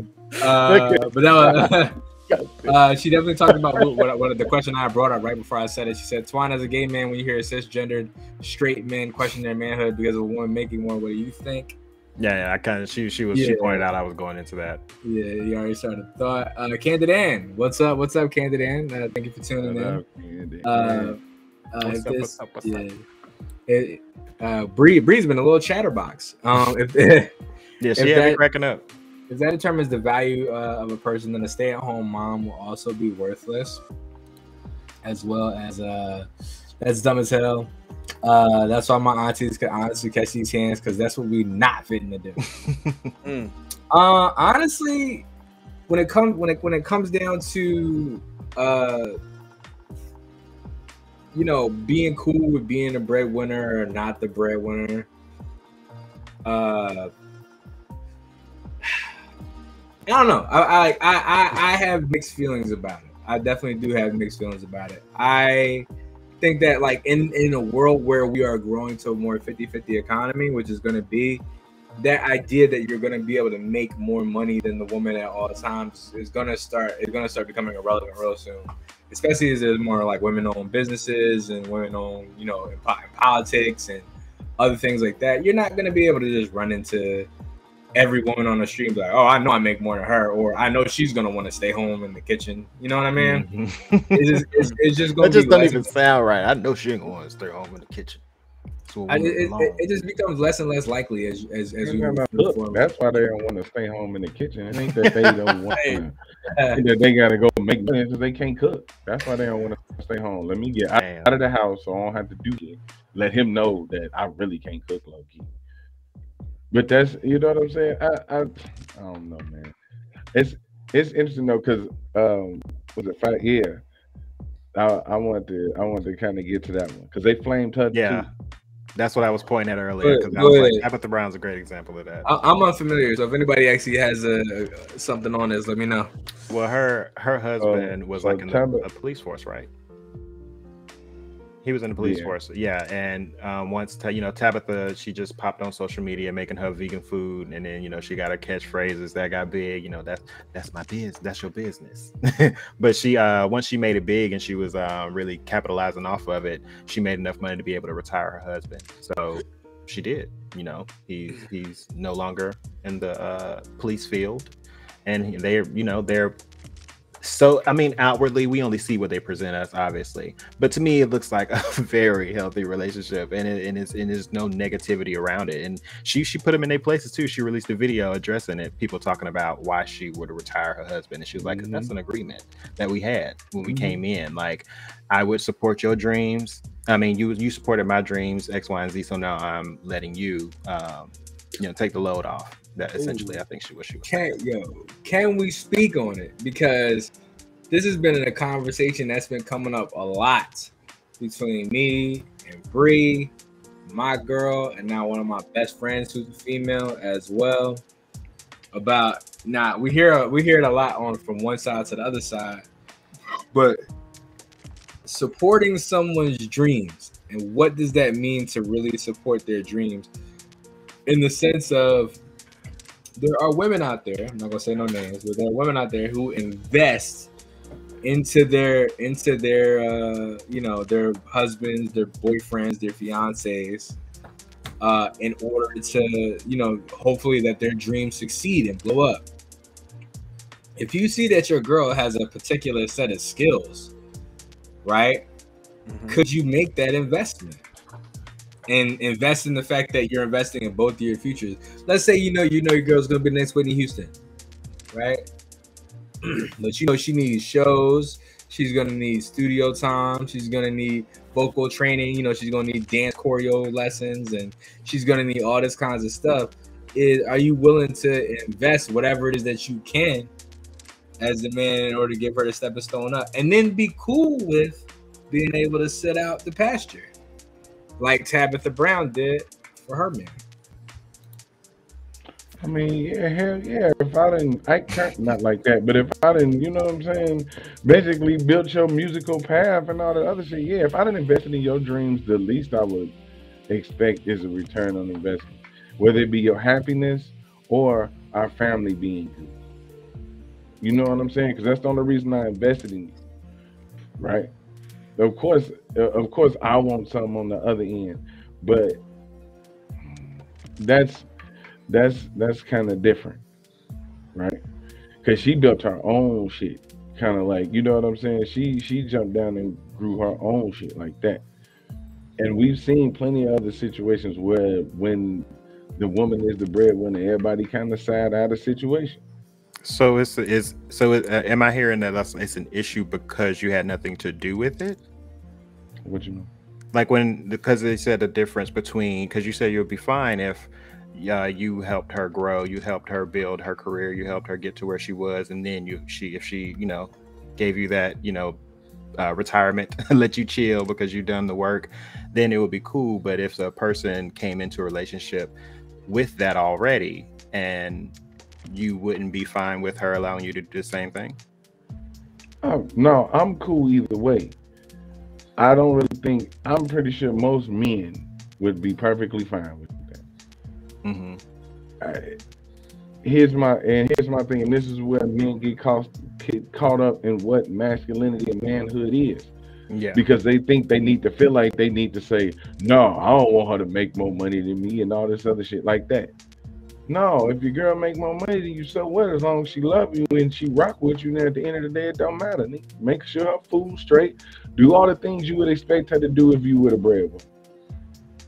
Because any great leader would understand that you never asked the people under you to do something that you wouldn't do.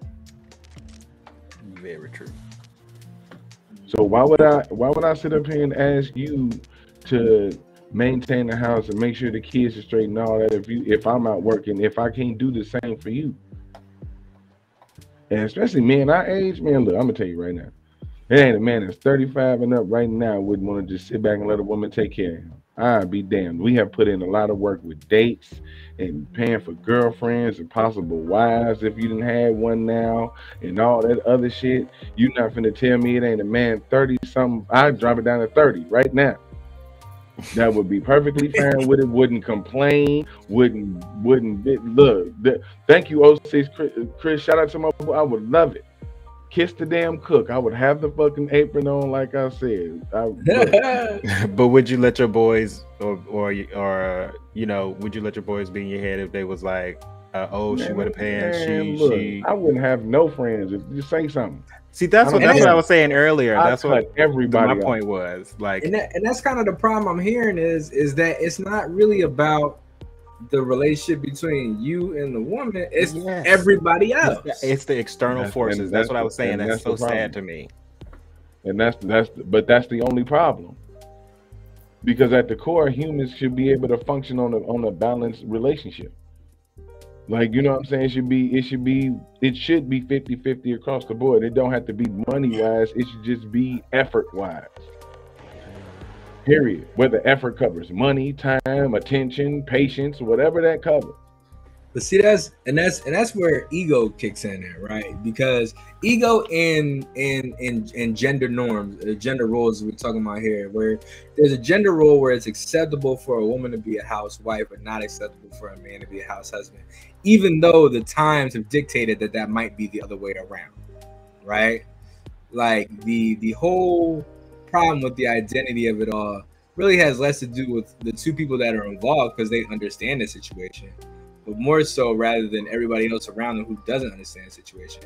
For men, that ego that we have, along with the societal norm, makes us feel displaced as soon as somebody finds out about it. If you could be a quiet house husband, right? Like nobody know who you were, nothing like that, we'd all be doing it right now.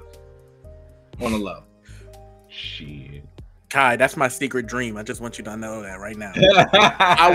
I would be in this house. I would have the Roomba come up and first clean. I would check to make sure at the end of the floor had the dirt levels lined up perfectly. That's how I would do it. All white glove test. White glove test, everything. Look, and then when she get home, leopard draws on, just so she. Leopard draws? And I got the ingredients for a sandwich in the fridge. There you go. I'm mad at you, Ted. So we're gonna swing off of that one. On to the next one. On to the next one. Talking about that young toxic masculinity. Look, guys, this is the one I think that I feel as though is the meat and potatoes of where we are right now in terms of what people think about us versus how we think about ourselves. I think I'm gonna kick this one off, and then I want Rashawn. I want you to follow up because I know you've been in the cut for a second. You know I'm not gonna let y'all sit in the cut for too long. But I'm gonna kick this one off in terms of toxic masculinity. I believe that while I do believe toxic masculinity is real, I think it is overused in a lot of situations where people might be just genuinely frustrated. People like to look at male anger, or male rage, or male anything in that sense as toxic masculinity. And I think that or a competitive drive, which is not the case. A lot of the times, because women are entering worlds that they have never been in before, they don't understand the lay of the land as it has stood for a long time. You know what I mean? Which has been now dubbed toxic masculinity. It's like, hey, listen, man, I'm trying to move forward in life. I'm trying to take these next steps to where I need to be. And there's 1,000 MFers behind me that are willing to do or say anything that I need that they need to do to get wherever they need to be. And I can't let them ahead of me. Like, once you start getting to a stage of, trying to evolve and advance, you know what I mean? Toxic masculinity is really just competitiveness as well as emotion. And I think it does exist on certain terms, not as much as people would like to, or not as much as people would like to say it does. I'm gonna swing that by Rashawn. Yeah, I would only disagree with part of what you said, but I think toxic is a nebulous word. We use a lot of umbrella terms, and toxic is that right now. Because are we talking about the intent of the masculine that's showing up in the space, or the impact to the person who's receiving it? So we would have to first differentiate which one we're talking about, the intent or the impact.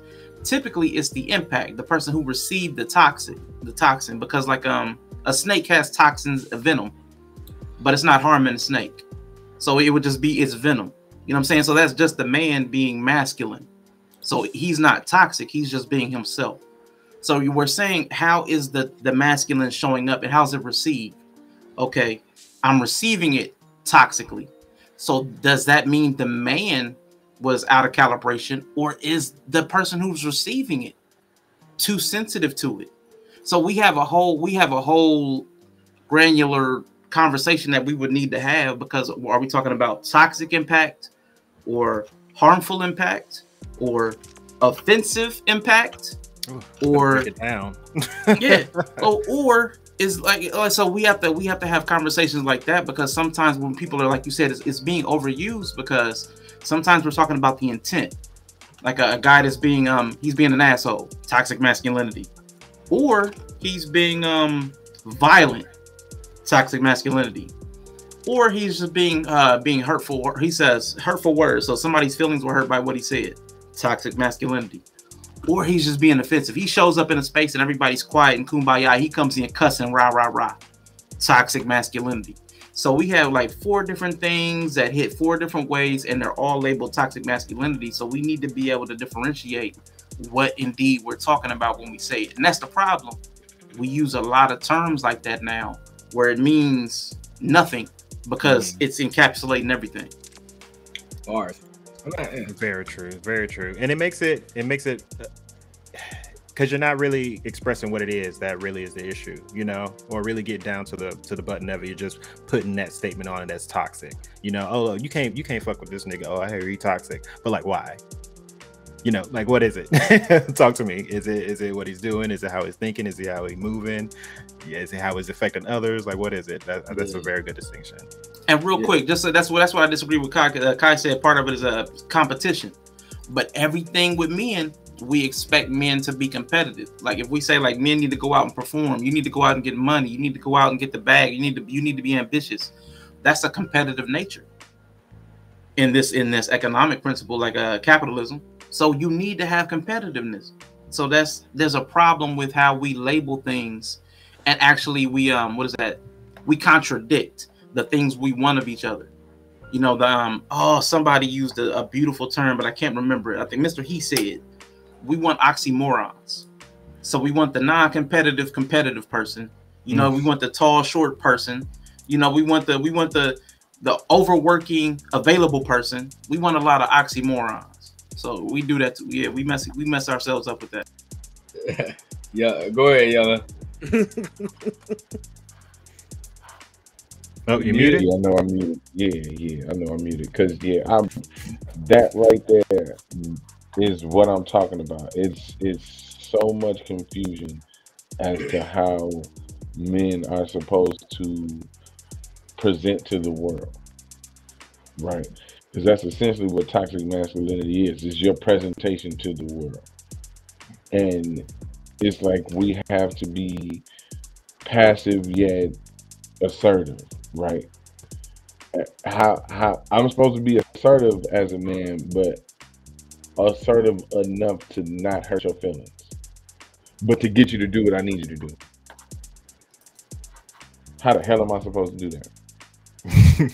But some people sometimes make it difficult on purpose. I've heard the thought process from more females than I care to admit, but I've heard that like, oh, I like my nigga with a little bit of toxic. You know, I like him to be a little bit of, you know, I like him to make me argue and all that. Like, what? But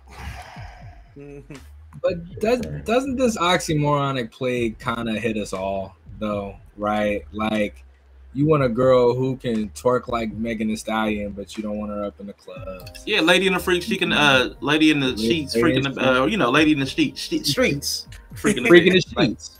Yeah, you know what I mean? Like, it's, if you pair ACL out here twerking, I'm gonna be pissed off with you. No, I don't want you talking about you got mega knees.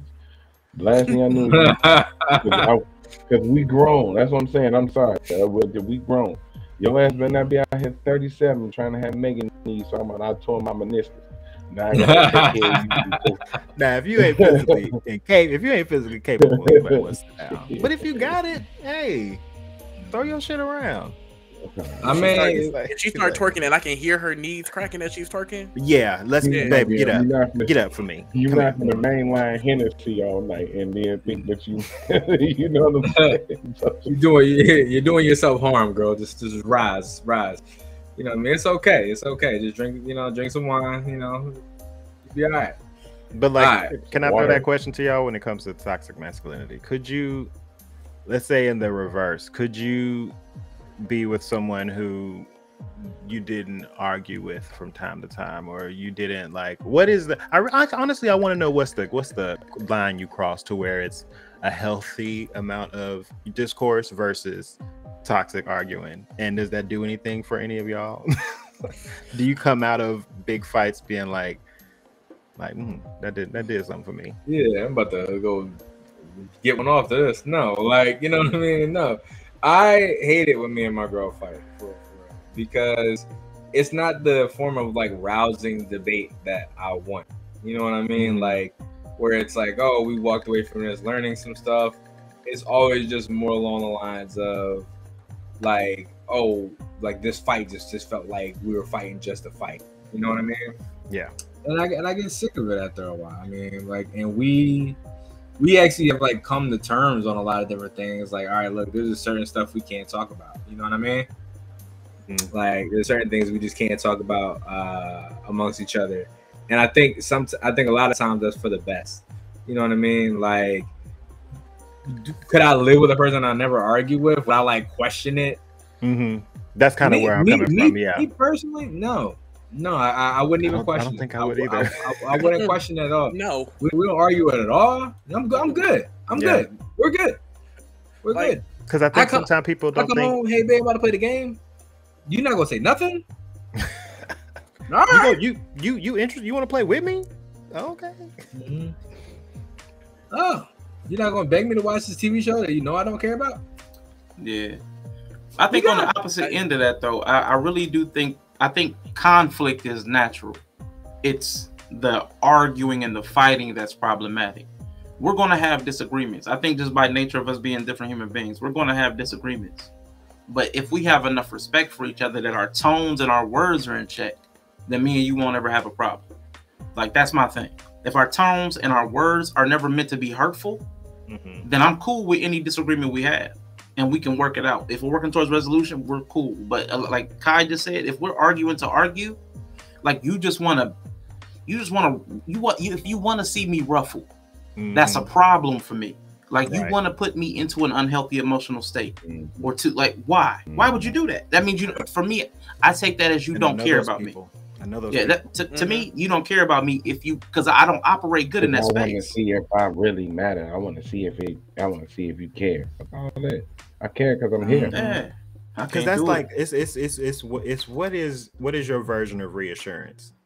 Is it my words, or is it me getting mad over some BS to make it seem like I care? Like that's so high school to me. That's such a young mindset that it can't be me showing you, me telling you. It gotta be me getting mad. Oh, he don't get pissed at me. He don't care. Nah, I'm just not that person. Because real love ain't real if you don't fight for it. That's what the belief is. Real love ain't real. You ain't fight for it. Remember earlier, I don't know if y'all remember earlier, Kai had made the statement that men just can't assume that everybody knows what's wrong, and you know what I'm saying? Men just can't assume that they just gonna be able to read us and understand what's going on. Yet men have to be programmed to approach the world like that.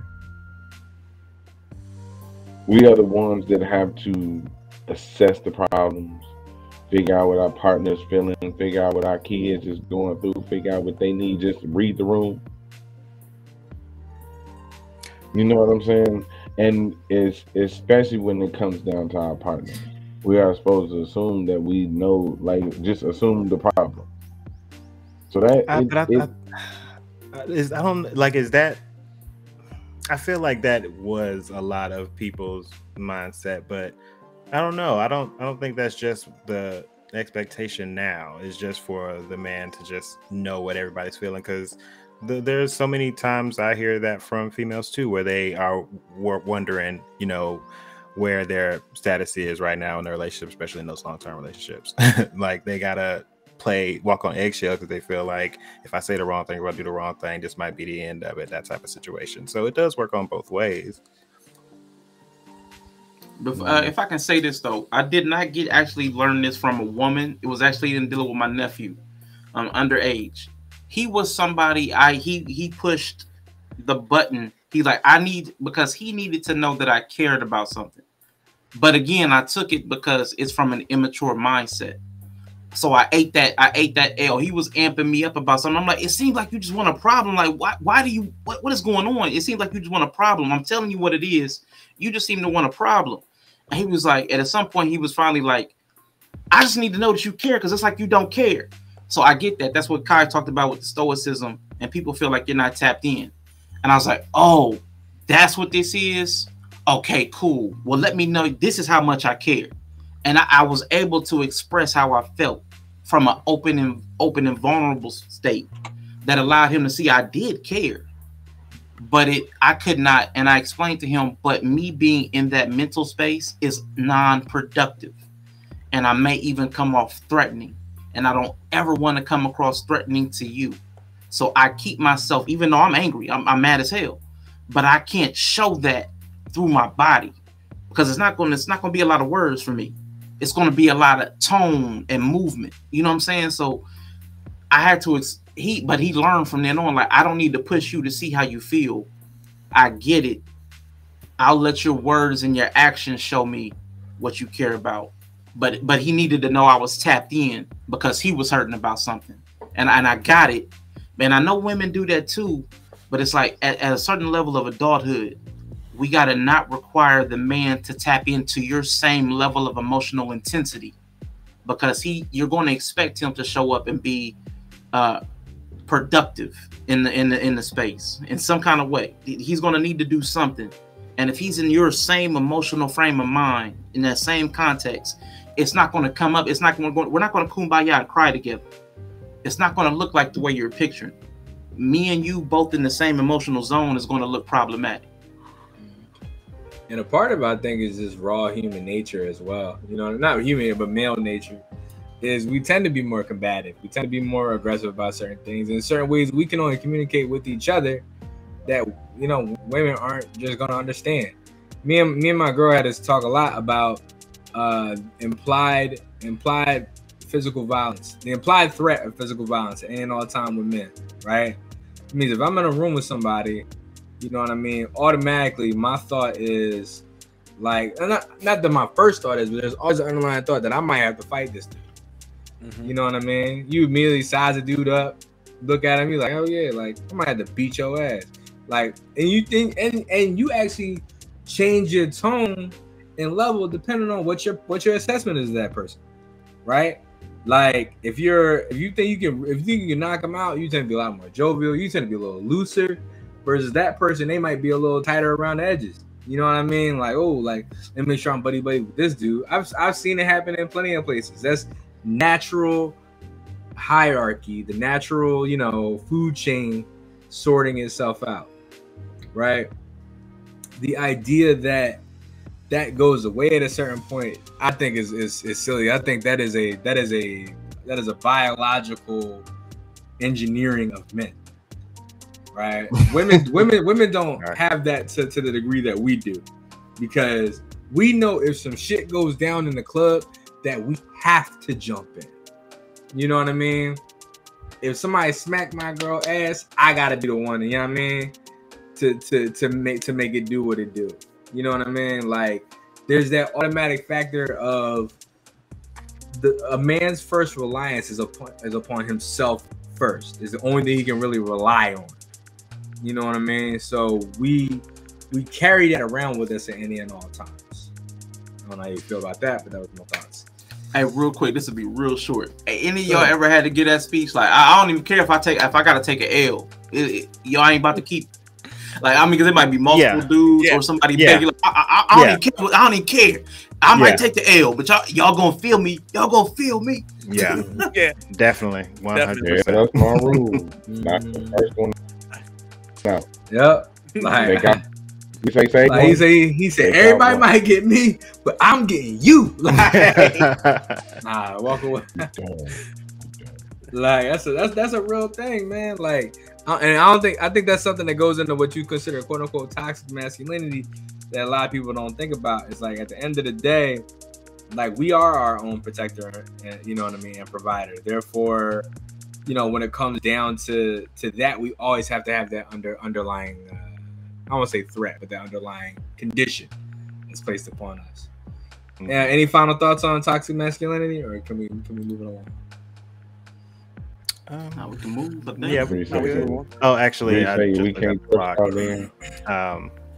you trust you can trust us to do what we gonna do. Like, see, that was the thing. This ain't have nothing to do with y'all. You know what I mean? That was just us. The implied threat of physical violence is only from man to man, right? At least, you know, if the dude ain't no weirdo or nothing like that. But that's just from man to man. For me to, like, if me and Ted are in a room right now, and we could have no intentions of being any kind of way towards each other, you know what I mean? You gonna look like, oh, he a little taller than me. Oh, he got a lot longer reach. You know what I mean? You know what? Let me steal this quick tangent real quick. I had a moment in school where my friend was talking a lot of trash. He was talking to this guy, but he was sitting down the entire time, and then he stood up, and all that bluster, all that buff, all of that just went. It drained out of him, and you would. It drained. Then he stood up. And he was looking at us like, help me, help. Yeah, it's all he pulled somebody rise up. Yeah. He pulled academics. He pulled academics with the Migos. Yes. Oh, y'all saw that video of him with all that fever for that girl? He had Oh up against that my wall. god, But bro! you ain't never got that energy when they in your phone. All right. Can we talk about that for 2 seconds? Oh my god, no, we do because I was about to say masculinity. Pull that back up. But Pull up that toxic masculinity. Like, hold on, wait. DJ Academics is a bitch. Like, and I've said like, this. And I don't even like. Yeah, he is. Listen, I personally know listen, I ain't want to say I could really beat nobody, but I bet the house on I could whip his ass. Without a doubt. Like, without a doubt. Like, but beyond the fact of whether or not he can fight, his tactics and the way that he's acted has always like spoke out like bitch ass behavior to me. Yeah. And before it was cute because it was like, all right, well, you just getting punked by dudes like the Migos, and when whatchamacallit came on this show. What was the boy name? Vic Mensa came on the show. Like, and when Erykah Badu was making fun of him, and you know, like Jerry Mouse. Yeah. Sorry. You know what I mean? But then, like, here you come with a bunch of random women, you know what I mean, that are really just some party go-go girls, which is another beef I have with that Fresh and Fit show. But whatever, random party go-go girls, and you got all this big actors in the building. I'm like, bro, you really need to calm that down. Like, you doing a little too much of this, and you ain't got much of that in you, bro. You know what I mean? Like, now, all like that's that. He'll always be a punk to me, and like that only further solidified him further in the drain, in my opinion. It really did. It pushed him way off the cliff. Like, he was hanging on by his little pinky nail, but that one just like somebody stomped on it with that video. That was atrocious. And it was just like I flash back to every. I'm not like a academic stan. I don't just follow everything he put out, but anytime a video pop up from the Shade Room or follow across my social media, it's always him. Never really given that same energy, you know, that he gives them women in that video. Like, I've never seen academics really bout it to somebody, especially in person. He might on his little show and stuff, but not in person. But she said one thing. She didn't say, like, it wasn't everything that was said about her. I mean, everything that was said to him. She said one thing that set him off, and like it stung to not just his emotional state, but it stung his ego. Where she hit him with she just said, "You're not happy. You're not happy," and homie just exploded. Blush. She called him fat. She called him fat, and no, she said like, "You're fat. You can't." Well, the statement was like, "You're fat," but then she finished off with, "You're not happy," and he just like, "What you mean, Big Atkins in the building?" Da da da da da. And he just went off with that. Like, that's wild, because she was just saying truthful shit, and she was all nonchalant and chill with it. Very. Truth hurts, but the truth hurts. And then they have been ragging on her for a minute for having a deep voice. Like, listen, bro. If I had a sound effect right now, bro, I'd give you that donkey a day button real fast, bro. Like, Yellow, you got anything on DJ Academics? Or no? It's like, nah, I ain't even about to waste my breath, man. No, because we talking about some motherfucker who got that's ego. Like, that's what the ego look like. You know what I'm saying? The frailest version of it. Yeah. See, that ain't really what it is, right? That's just a motherfucker trying to save face. So, right. But I kind of understood what I was trying to touch on, that what Kai was kind of talking about, because, and then kind of towards what Bree was talking about, say men always get hyped with women more than men. I mean, I'm gonna put it to you like this: there's a threshold of like shit. That's kind of what Kai was saying. At a certain point with men, I'm just gonna have to punch you in the face. We can't do that with him. So it's probably gonna come out in loud words and yelling and screaming and hyperactivity. It's gonna come out in that type of aggression. Right. So I think it's something to be said with that, because a lot of times men are put in positions where they have to almost eat that shit sometimes. Like, I'll put it to you like this. I seen a situation, the chick was in line, and one of the guys walked past her to looking completely different in the store. She bugged up when he was cutting in line. Right? This dude is here all the time. This dude does this stuff all the time. Right? Now, my issue is this. If that situation would have came down to it, and this is where I'm in the situation, if that situation would have came down to he bugged up on her, she'd have probably looked at and I'd have looked right back at her. It's like, fuck you want me to do? Because you exhibited that form of aggression towards him. That's why, like, men try to explain it. It's like women go as far as they can with their words. That's kind of what Kai was talking about. There's this level of, okay, there's always this next level with men. It don't really matter who it is. If we pushed and we're kind of like edged, the more it don't matter who you are. You can't really push people to their breaking point and then expect them not. 100%. You know what I'm saying? So I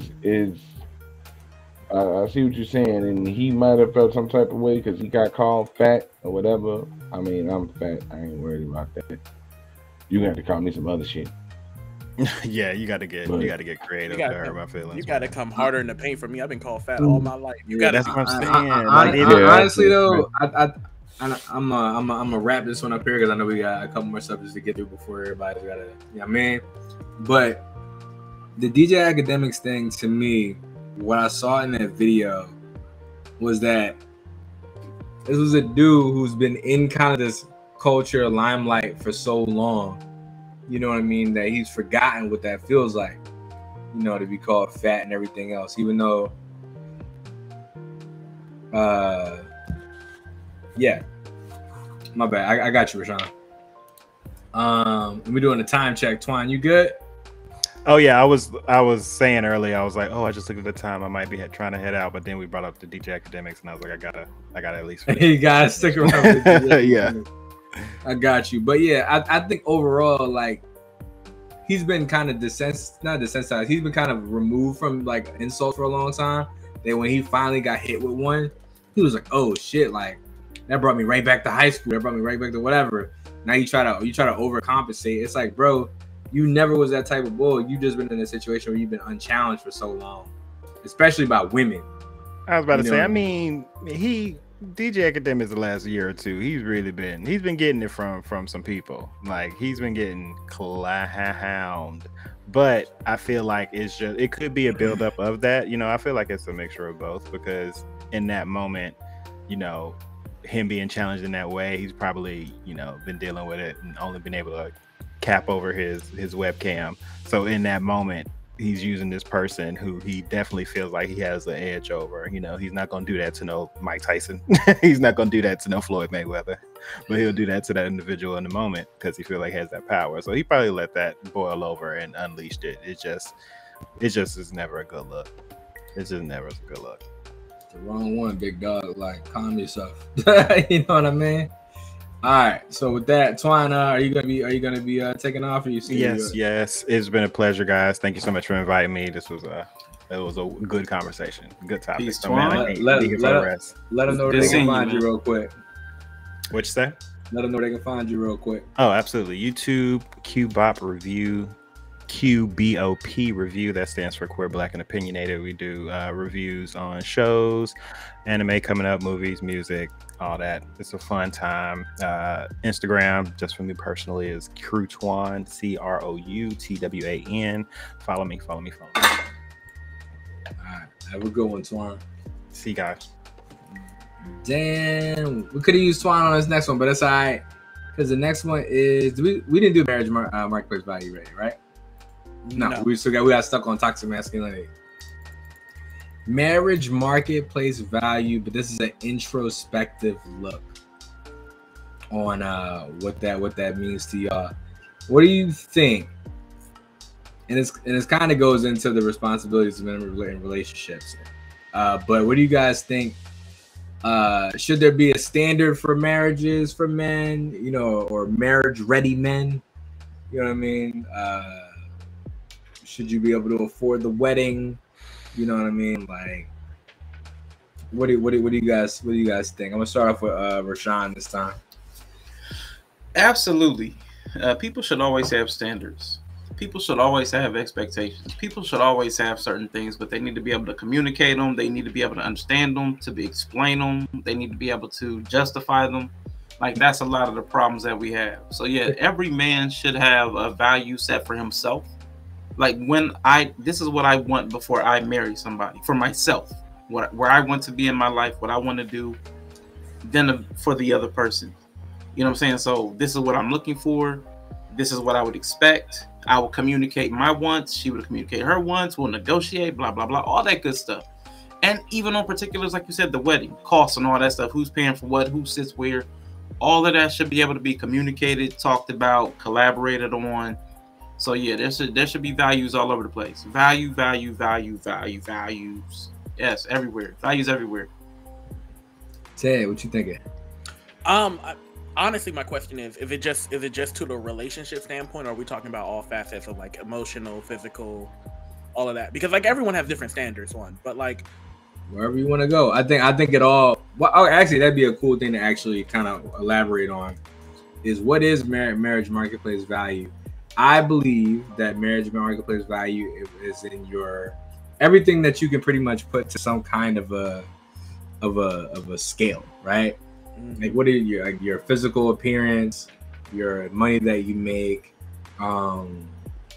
your relatability with the woman that you're with, you know what I mean? Like, you know, basically companionship, all that good stuff, loyalty. Like I think all these things do make for, you know, your marriage marketplace value, because I think it does come down to more than just, okay, he makes $100K a year. Because $100K, you know, for one person, you know, may feel like, you know, $50K with somebody else, depending on how much of it they want to spend on you and whatnot. You know what I mean? So should there be a standard? Yes. Like as Critically Drinking said, there should be a standard for everything. Obviously, people have their different physical standards. But when we talk about Bree, goddamn it. But when we talk about like the scale of like what a person makes or where they are, what they're doing or trying to pursue in life, like those are things like I kind of like think about as like your marketplace value. Like 22K Joe shouldn't get married, but 22K Joe should still be able to bag a chick. 22K Joe can still bag a chick. 22K Joe can bag a chick. But like but when we think about like what's your standard of like, do both you guys have the same like core personal value, like religion, how to raise a kid, stuff like that? Like there should be a standard pursued and agreed upon by both too. 22K Joe can be a munch. Damn. That's about it, because he can't buy you lunch. That's a bar. Yo, don't do that. Damn. 22 Joe can be a munch because he can't buy you lunch. I'm sorry. That is what is going on with Kawaii Bree in this chat. We just be clowning that. We just be clowning that term. Oh man. She said he don't need to nut in nobody. For himself. For himself. Yella, how you feel about marriage marketplace value? I'm kind of leaning towards what Ted said. I guess as a man, you do got to be able to, if you're gonna be a husband nowadays, you got to be able to cover all the bases, and as you should, man. You know what I'm saying? If you're not gonna be the breadwinner, you got to be able to, you know what I'm saying, sustain the family somehow. You know what I'm saying? Whether it's, you know what I'm saying, collaborating with your wife, however y'all do it, whatever, because the women don't work anyway. So, you know what I'm saying? That's not a thing. It's like, get your money, sis. I ain't mad at you. You know what I'm saying? So that's how that, but when it comes down to the other shit, I think that's kind of what it is. So it's like we looking at a situation with like somebody like Tom Brady, right? You know what I'm saying? Can't nobody say Tom Brady ain't provide for his family. Mm-hmm. But his thing is he failed at everything else. He wasn't available when the wife needed him to, and all that other shit. So it's like you gotta find that balance. Side note: Tom Brady's Botox looks amazing. You said what? I said, side note: Tom Brady's Botox looks amazing. Like What? it really works out for him well. Like that man ain't got not near a wrinkle in his face. It's crazy. You said it. That's the first thing I think about now. Every time I see Tom Brady is like that amazing Botox job. Now, can we give a shout out to Kauai Bree in the chat? Women change every 7 years. It's probably less than that. No guarantee she's gonna be happy. Absolutely none. So be happy with yourself first and always. Thank you, Bree. Thank you, Bree. Yeah. All right. So It's on more a like 7 weeks. On an overall scale of yellow, yeah, I heard you. On an overall scale of 1 to 10, where would you guys say your personal marriage marketplace value is right now? What do you mean? Like from my own perspective? Yeah, from your own perspective. Oh, I'm a 0. I'm trash. I say that all the time. I say it openly and publicly and often so nobody makes the mistake. And people still make the mistake. Probably because I say it so vehemently. So people think I'm capping. I don't know what that's about. I wish y'all would stop that. When I say I'm trash, I mean it. When somebody tells you who they are, believe it. Yes, my marriage marketplace value is a 0. But I could go get married on Monday. I know at least one person that literally Monday, just as a piece, we could be down there. Which is sad, but don't even find out you got married real quick. I'm like, oh, what sucker is that? No, I'm playing. I'm playing. Ted, what you feeling? Marketplace value. All right, I'm gonna be honest. I'm gonna put myself on a 2, and it's very fair. toxic. No, it's very fair in the aspect of it's not that I can't provide, it's not that I can't do anything of those things, but there are certain goals that I have in life right now that I'm trying to prescribe to. For anybody else asking, for anybody wondering, yeah, the scale's between 1 to 10, and I'm being very realistic. There are certain things that I want to prescribe to and get to. I'm still trying to get like certified in a couple of different certs in IT. That's my day job for anybody asking, and I need to have that in place for me to make the income that I want to make. I want to be that IT manager making 6 figures, sitting down, yelling at people to do their job correctly. I want to be that guy. I want to be the IT director that's getting paid 6-7 figures, knowing how to do my job better than everybody else. That's the part that's where I'm at right now. Oh, I'm 29. I think I'm the youngest person here. I think I'm the youngest person here. I'm 29. So like I'm still in the building myself up phase. Just a baby. I'm still in the building myself up phase. So for anybody knowing, like that's why I say I'm a 2. I'm building myself up. I can bag a shorty and we can work together and we can own our own place and stuff like that. But like it'd be a struggle. And like right now, I'm not trying to struggle. I'm honestly not beat for the struggle love right now. So like we can be together, but we can't. I'm not. 2. Easy. All right, I'm gonna circle back to that real quick, but of course we gotta get Yella to play it. What's your marriage marketplace value, brother? Like a 4.5 or 5. Damn. I feel like I got everything else but the financial shit. I'm not where I want to be. I got everything else though. So I say like a 4.5. Because the bad part about it is for men is that we know that our marketplace value is mostly going to be the money. Yeah.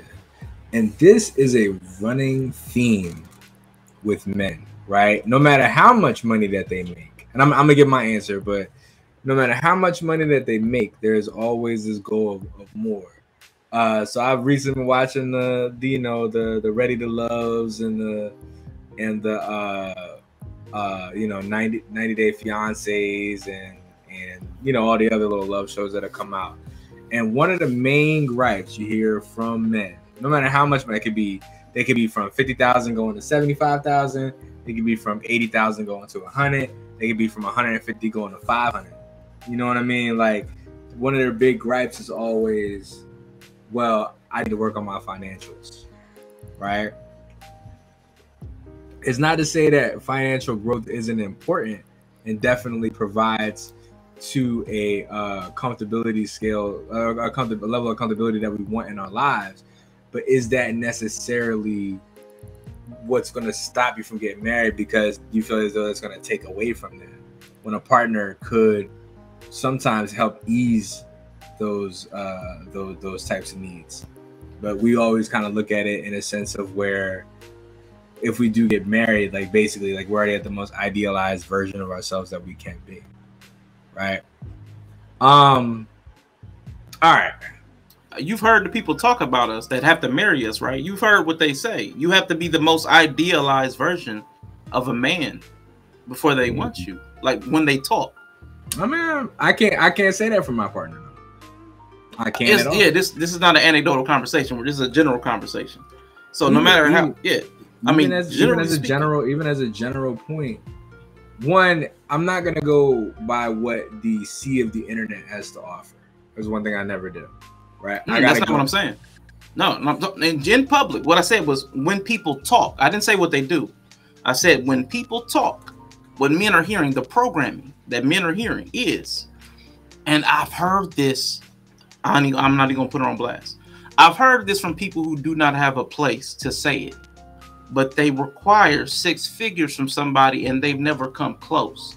So people who, again, the people they partner with, the people who they have sex with, the people who have their children with, the people who they hope to marry them in their real life is one thing, but you would have to know their life to see that example. But what you do is hear them talk, and what they say and men hear, and it's repeated, is that men need to be a certain level. So like Bree said, women equal immense pressure and money sink. That's the pressure. It's conditioning. Like, nobody is telling a lot of women to augment their bodies the way they do, but there's pressure to do it. And we have to be, and I'm talking about you, in society, we have to be honest enough to acknowledge or be aware of and acknowledge the social pressures for people to do the things they do. They don't do it for no reason. Everybody, all the men wouldn't continue to, I need to get to a certain level. They wouldn't say it for no reason, because if we found love, we'd be ready to marry. So there's a reason that all these men feel that way, and it's not an innate thing. It's not genetic. That's coming from society. But looking at women's actions, right? More times than not, in my personal view, and from what I've seen, even on, like I said, television and other gen pop experiences, is that the person who's usually withholding on marriage is the man, not the woman, right?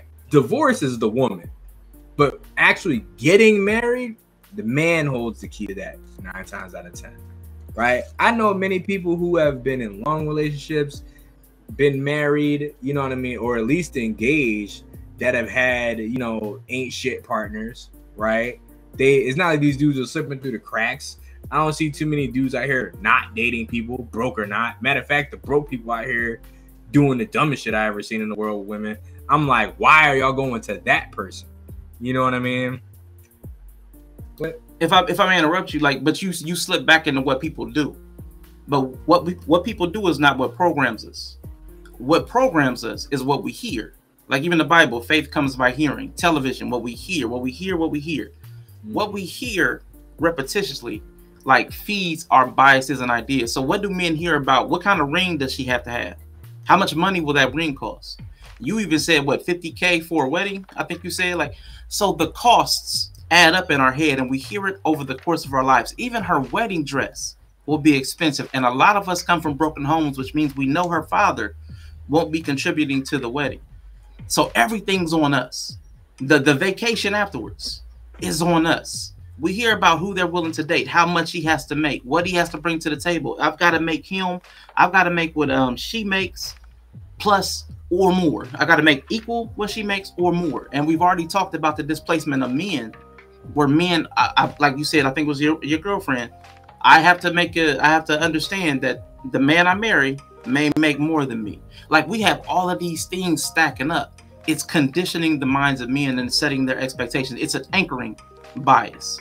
Now, I'm not saying it's based on reality, because if enough of us knew women, we know the decisions they make. So that's not it. What I'm talking about is what we're hearing, because the script we're writing in our head comes off what we're hearing. That statement, and not like I said, not to judge, but that statement doesn't sound like it sounds like a lot of disappointment. It sounds like I'm going to have to, unfortunately. You know what I'm saying? You can always preface that statement with unfortunately. You know what I'm saying? And there's really no other way around that. Like, that is what it is. Like, especially with us. Just keep it a being with you, bro. Black men are expected to bring in the abundance. We're not even just expected to do enough to take care of you. We have to create the abundance. You think that's the expectation of black men right now? Absolutely, because we the people trying to get up out of this shit. Tell me a black person ain't trying to get up out of it. Even if they good, they still trying to get up out of where they at to get to something else.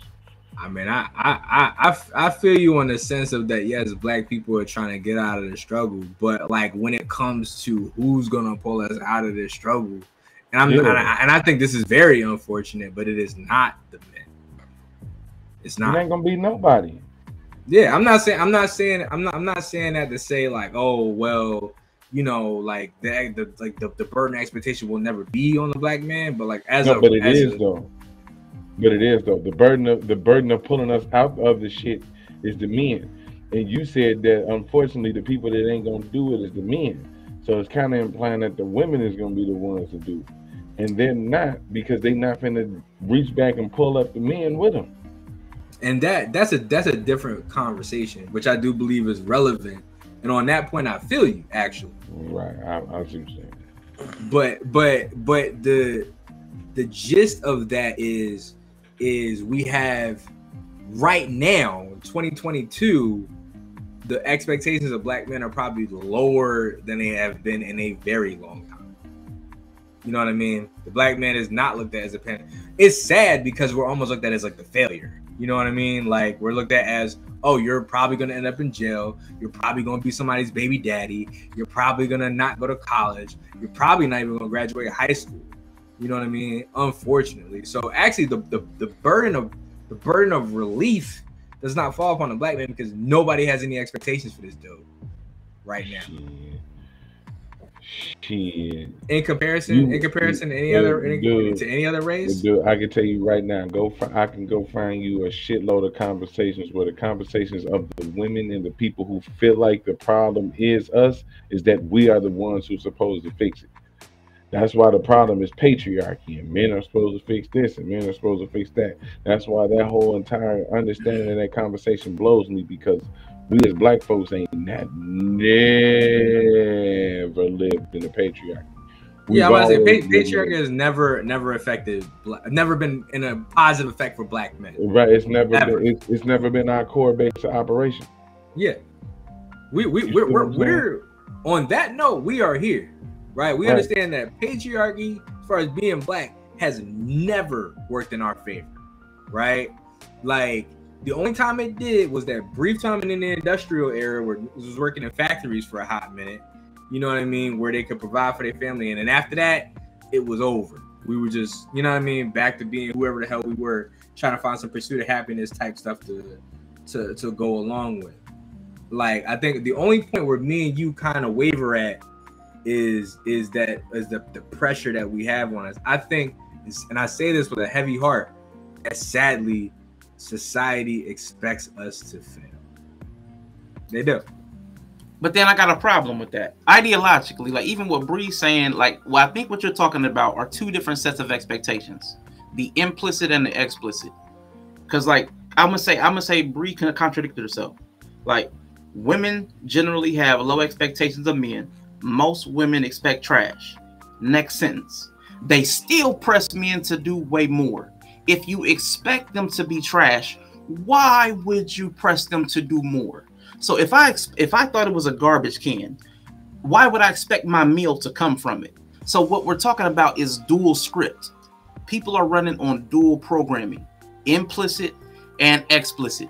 There's a level of low expectation on black men.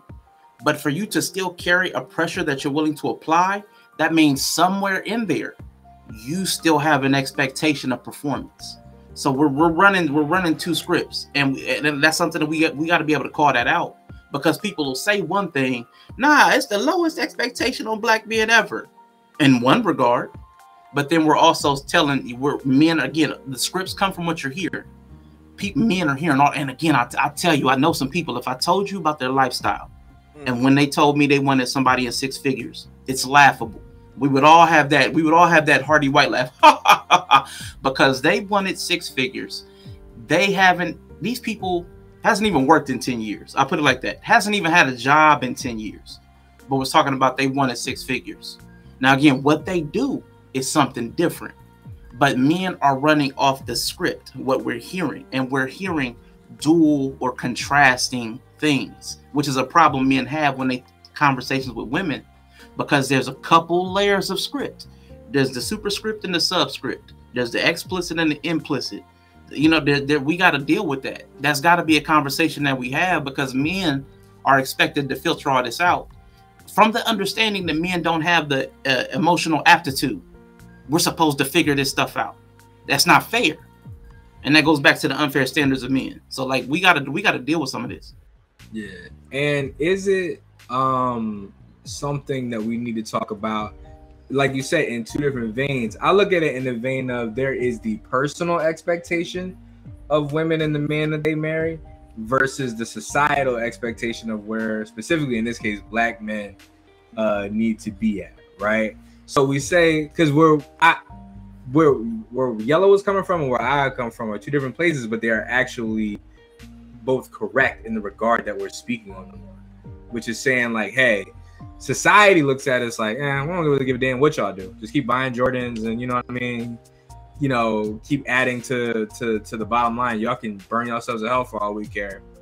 Versus the expectations that the women put upon us, which is, hey man, we want to see y'all, you know, be great and be kings. And even that, the women vein is broken down into two, because you have some women who do want the ready-made man, right? The heat him up, he's already ready to go.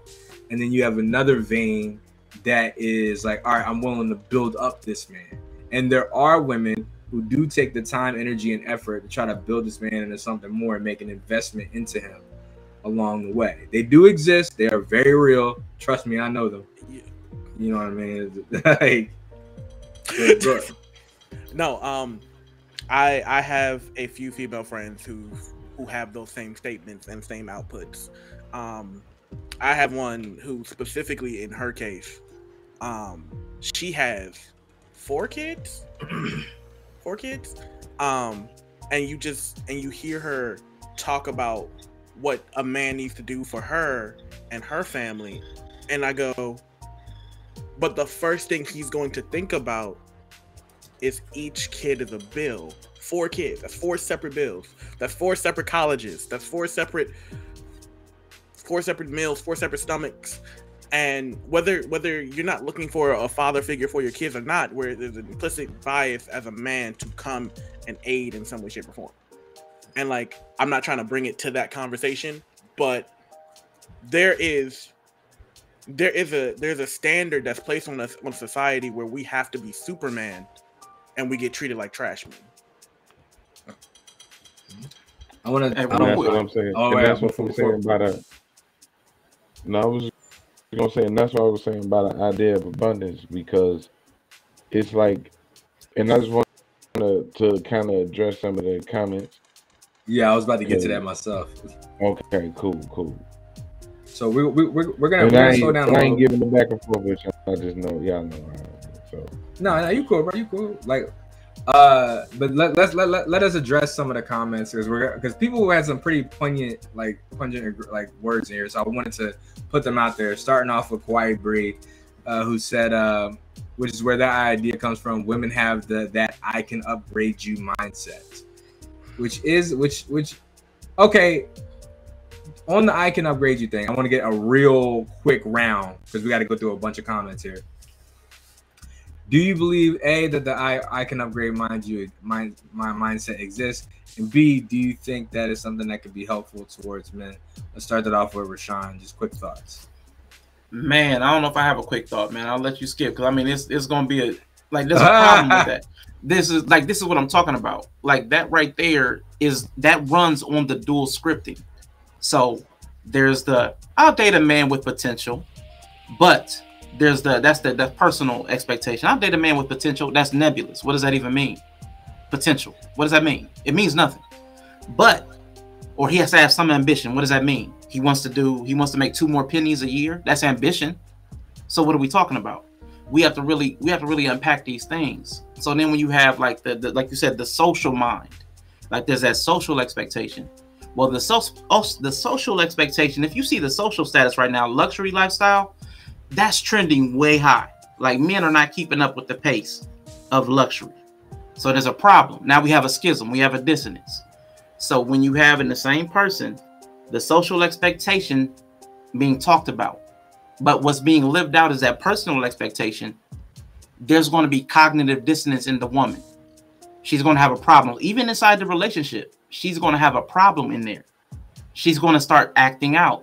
There's going to be problems with the things he says, the things he does. There's going to be criticisms. There's going to be a lack of civility sometimes, a lack of regard, a lack of respect. This stuff manifests, and that's why when you talked about earlier, men initiate the marriages, but women leave them. Well, when the money's not right, like one of the leading causes for divorce is money.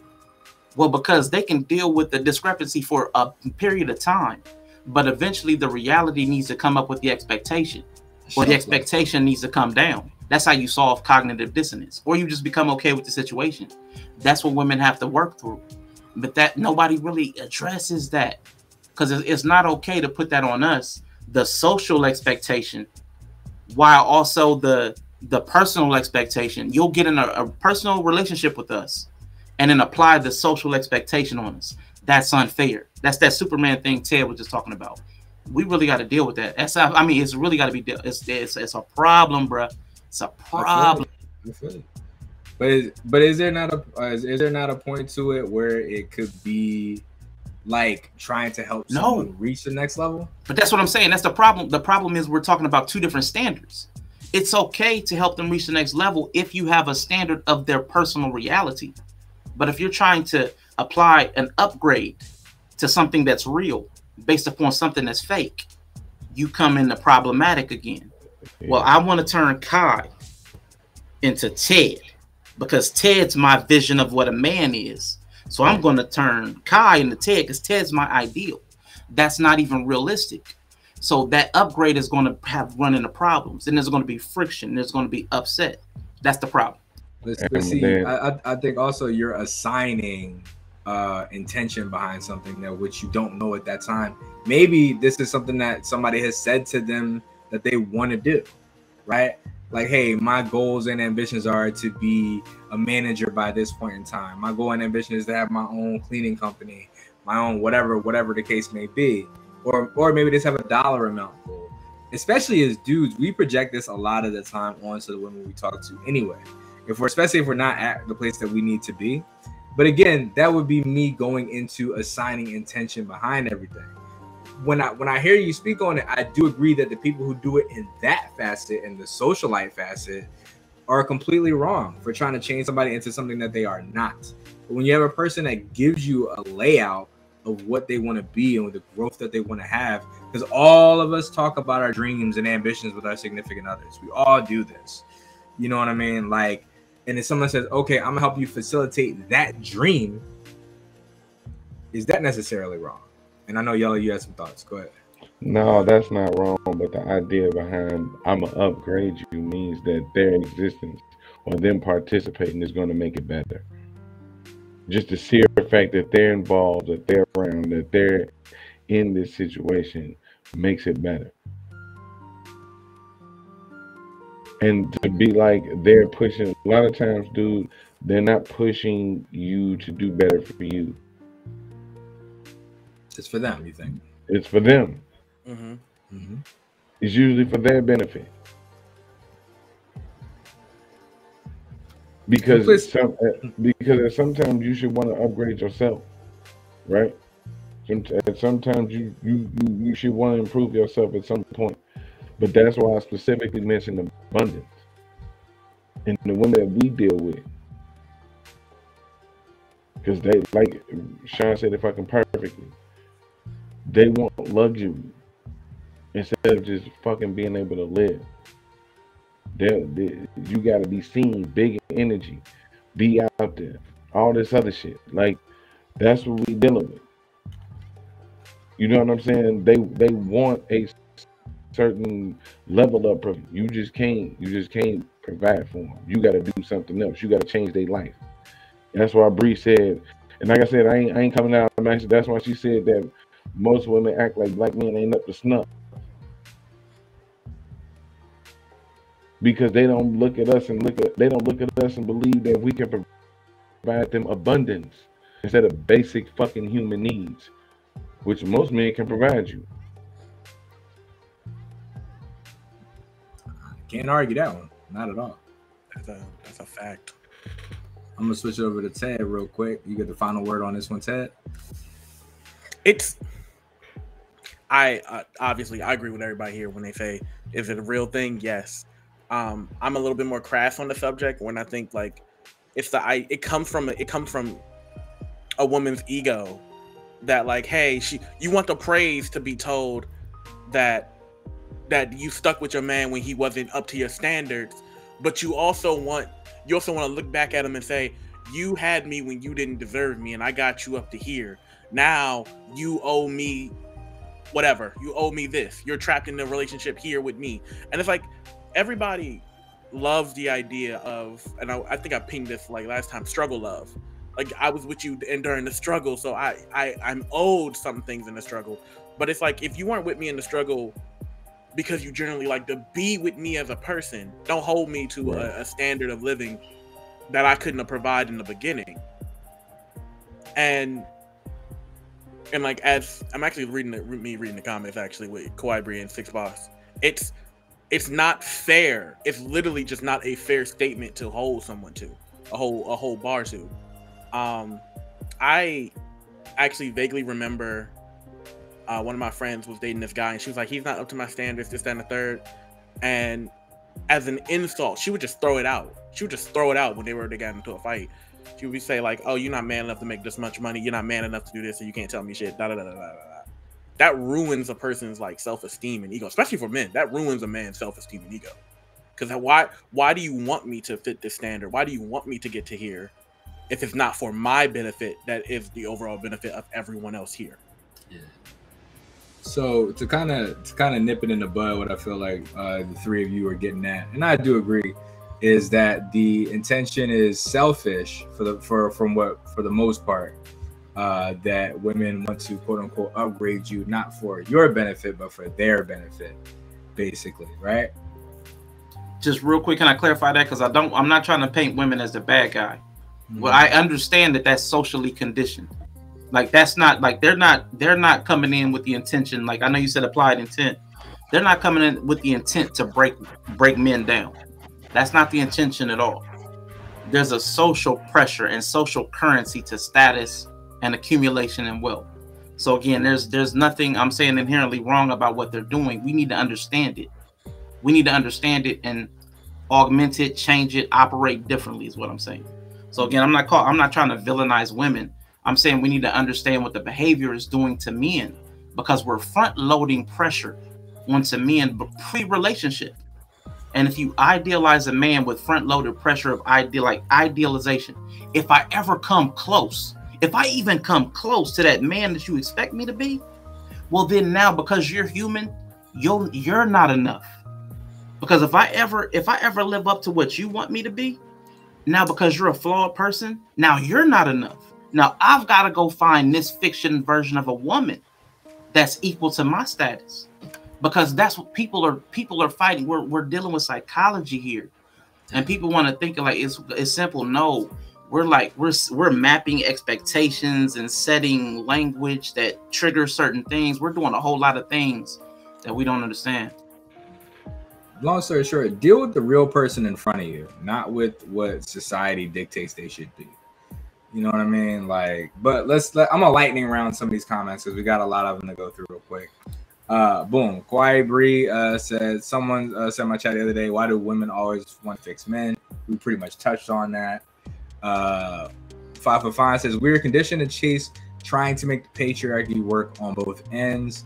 We say these things, but sometimes embarrassingly and knowingly do the opposite. That's a good point. That's a good point. We definitely do, like, we're hypocrites. Everybody, men, women, everybody. We are all hypocritical in that light of being like, oh yeah, I support this and I do that, but we don't like to live up to the expectations that we have set upon others. I agree with that wholeheartedly. Quiet Breeze says, because a lot of black women want to be with black men, already have in their own head that he won't be up to snuff. We talked about that, blah, blah, blah, blah. Sorry, I'm not trying to blah, blah, blah your comments. There's a lot of comments were said. You're going to have some kids. All right. So I'm going to get to these good ones.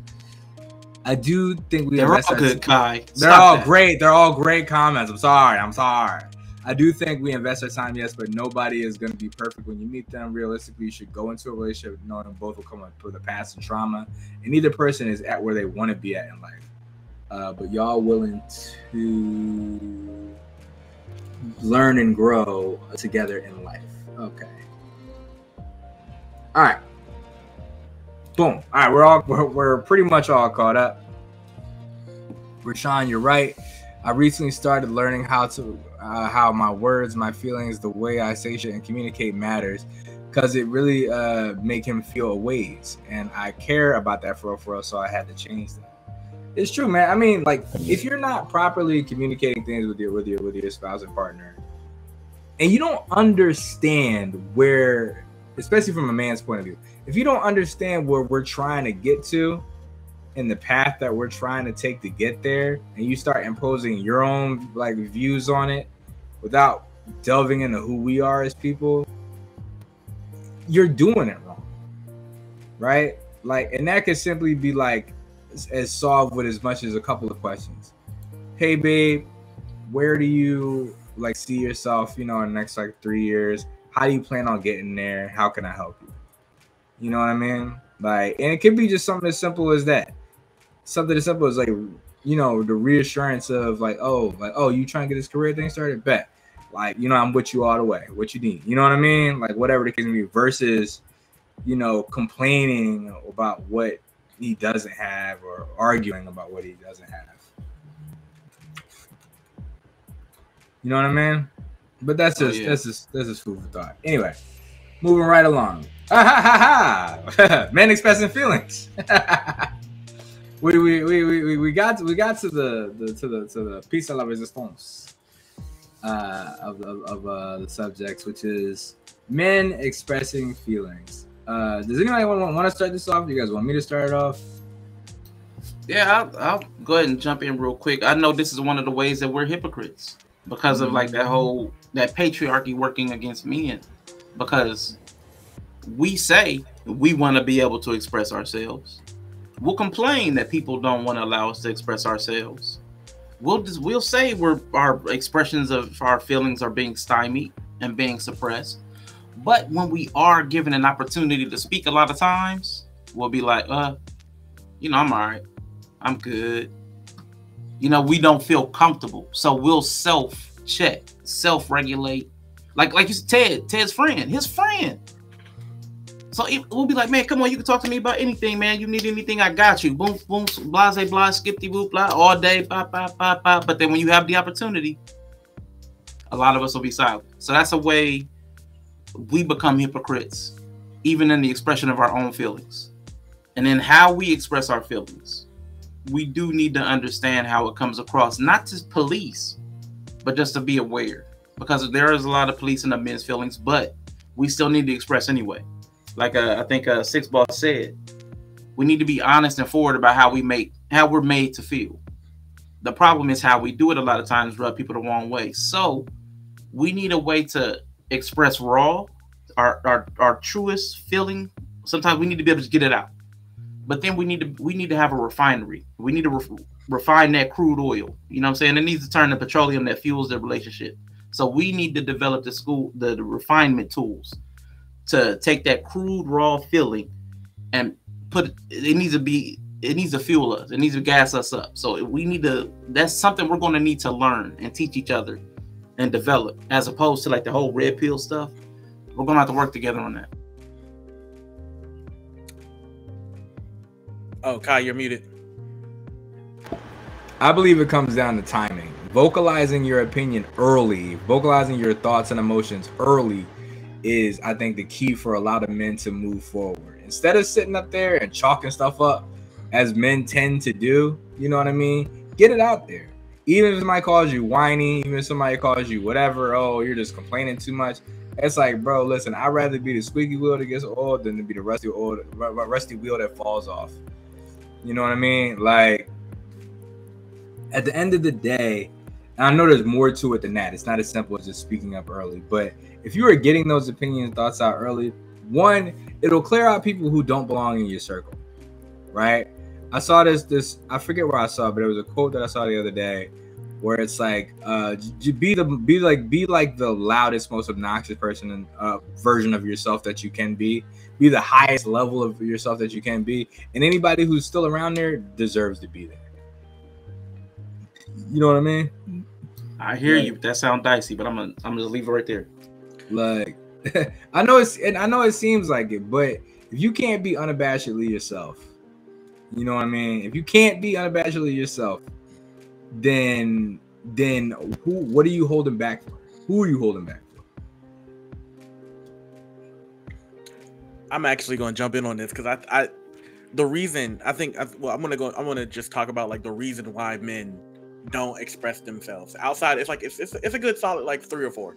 But outside of society not telling us that we can only be calm, stoic, or angry, and those are the only emotions that men can have.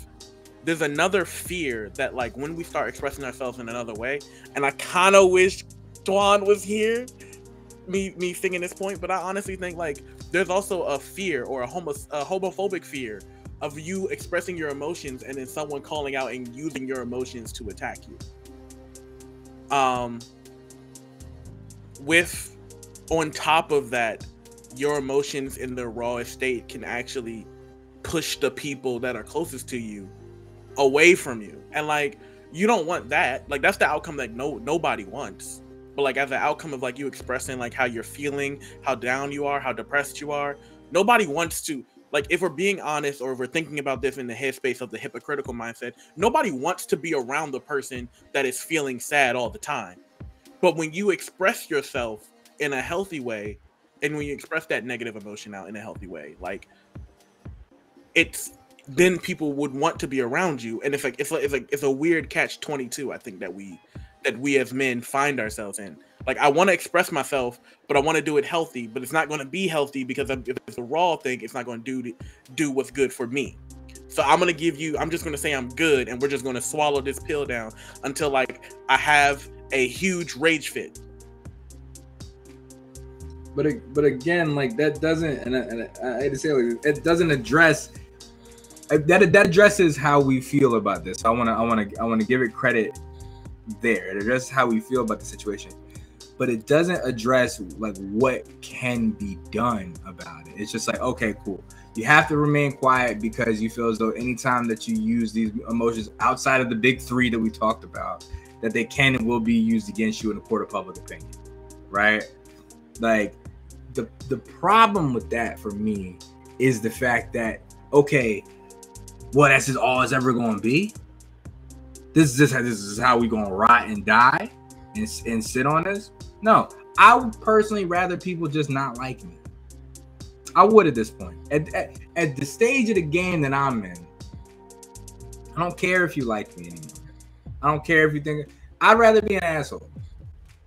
You know what I mean? But I'm not gonna hold back my personal feelings for nobody no more. You know what I mean? Then whether that means I'm happy, whether that means I'm angry, whether that means I feel betrayed, whether that means I feel anything, right? And if people decide to cut me off, then cool, man. I got enough going on my own in order for me to handle what I got here at home. What am I so afraid of? I got my own place, got my own car, pay my own bills. Who is going to tell me, besides from my job, maybe, you know what I mean? Who is going to tell me otherwise? For real. We're social creatures, man. Like, some of us really do value, like, we had that whole talk about, like, women on that personal level and the social level. The social has a lot of influence over us. Like, we even talked about, even as men, we're seeing what women do and what they say, and we're running off what they say. Like, because we're social. We'll see what they do, and we know it, but again, we'll run off a different script. That's a thing that we gotta, that's again another part of psychology. So you may not care, or you may not think that you care. I guarantee that you do, but I know I can't prove it. I just know that's the way humans work. I'm not even saying I don't care. I'm just saying, like, at this point in the game, I'm like, can I afford to let it affect my personal well-being? Right? Oh, yeah, that's different. Yeah, not your personal well-being. What I'm saying, but we as communicators and people that are collaborators, there's always a level of care. But as far as affecting your personal well-being, there are lots of things that we just have to do in society that may or may not affect our personal well-being. And we got to, as it ain't even about a man thing. Just in society, there may be things that we just, certain spaces we can't go, certain things we can't say, certain groups we can't be a part of that may make us feel a certain way. And we just got to accept that. That women aren't coming. Maybe there's some man that feels like women should propose to us because I want to feel pursued. Well, he's going to have to feel a way. You know what I'm saying? Because the society ain't set up like that.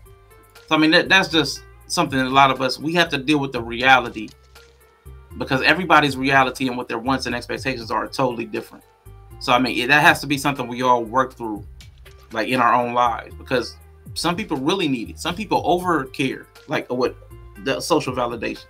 Some people don't care enough. Some people care too much. Like, it's all a range and a spectrum. Yeah. So we all gotta come to that in our own way. But we keep talking about this. Like, okay, this is something that is actively affecting us. You know what I mean? Like on a I don't know, daily, weekly, monthly basis, however much it's affecting us.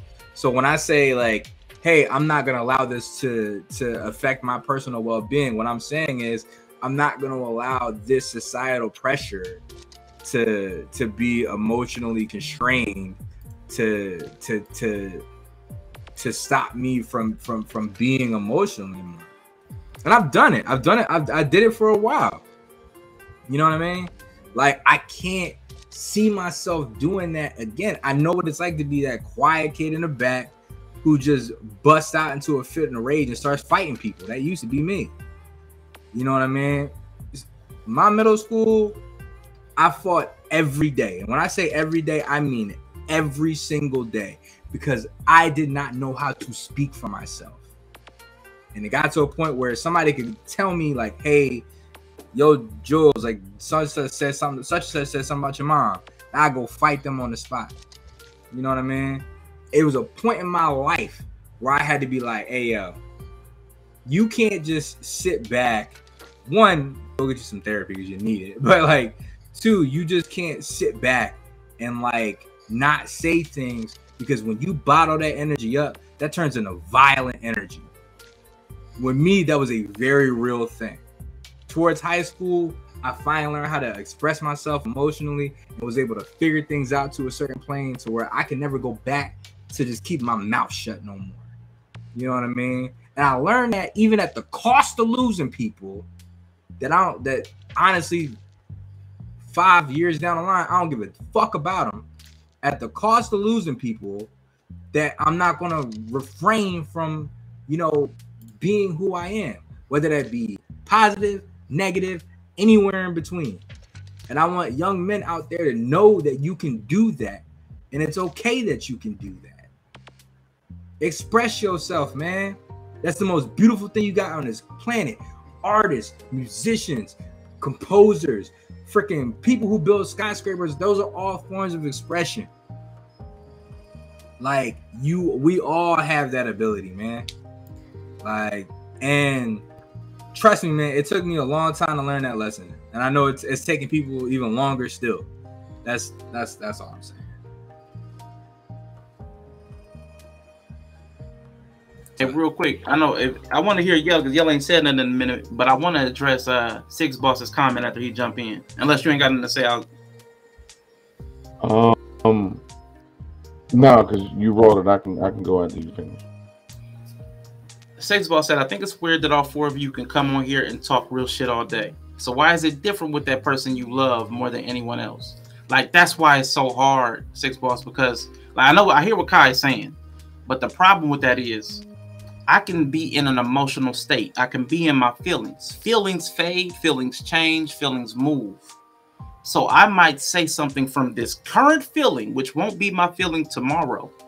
That feeling might be, I really hate looking at your face. That might cause me to permanently lose you. So I'll permanently be without for a feeling that would have left me in an hour or two. So we always talk about feelings.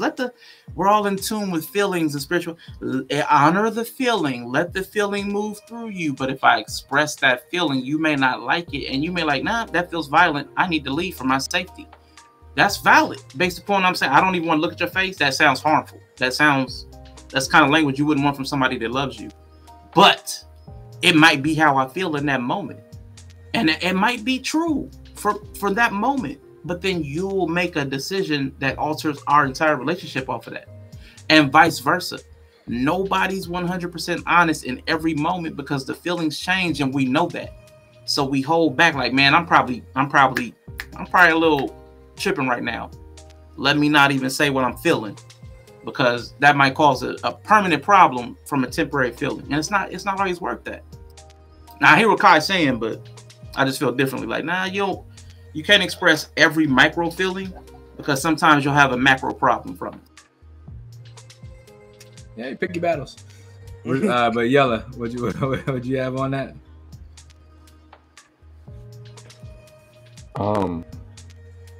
So with men expressing their feelings, it sounds good to just tell them to just do it when they know that nobody's gonna give a fuck. Have you ever tried to talk underwater?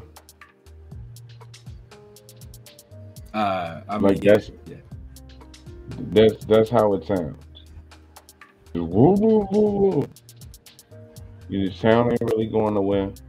Ain't reaching nobody. Ain't drowning.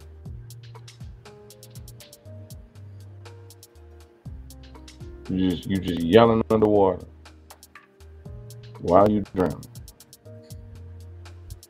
That's what sometimes it's like expressing your feelings as a man, because motherfuckers gonna look at it and find something wrong with it. The crazy part is and even to the point to with to like somebody you love, like why can't, because 9 times out of 10 when you tell how you feel, now they'll make it about them. Then it ain't about you no more. Because the feeling you might want to tell them ain't, I can't stand your face right now, but it'll be, you hurt me.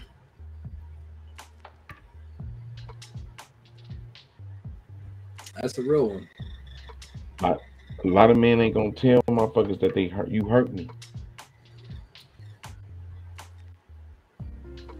That ain't enough for debate. That ain't enough for discussion. You hurt me. You know what I'm saying? Because that's when it comes down to it. And no, those feelings, man, look, I can tell you, you got 4 men up here that guarantee you they can take you. They ain't just, well, that's just that one chick. No, most of us have been in situations with multiple women, multiple people, family members, or whatever. As soon as you tell them what's wrong with you, when they get good and goddamn ready, that's gonna be what they use against you. Yeah. or they make it your problem. Or I can't come to people with my feelings. Like you said, everybody else got their own shit going on. Imagine being told that, look, man, I got my own fucking problem.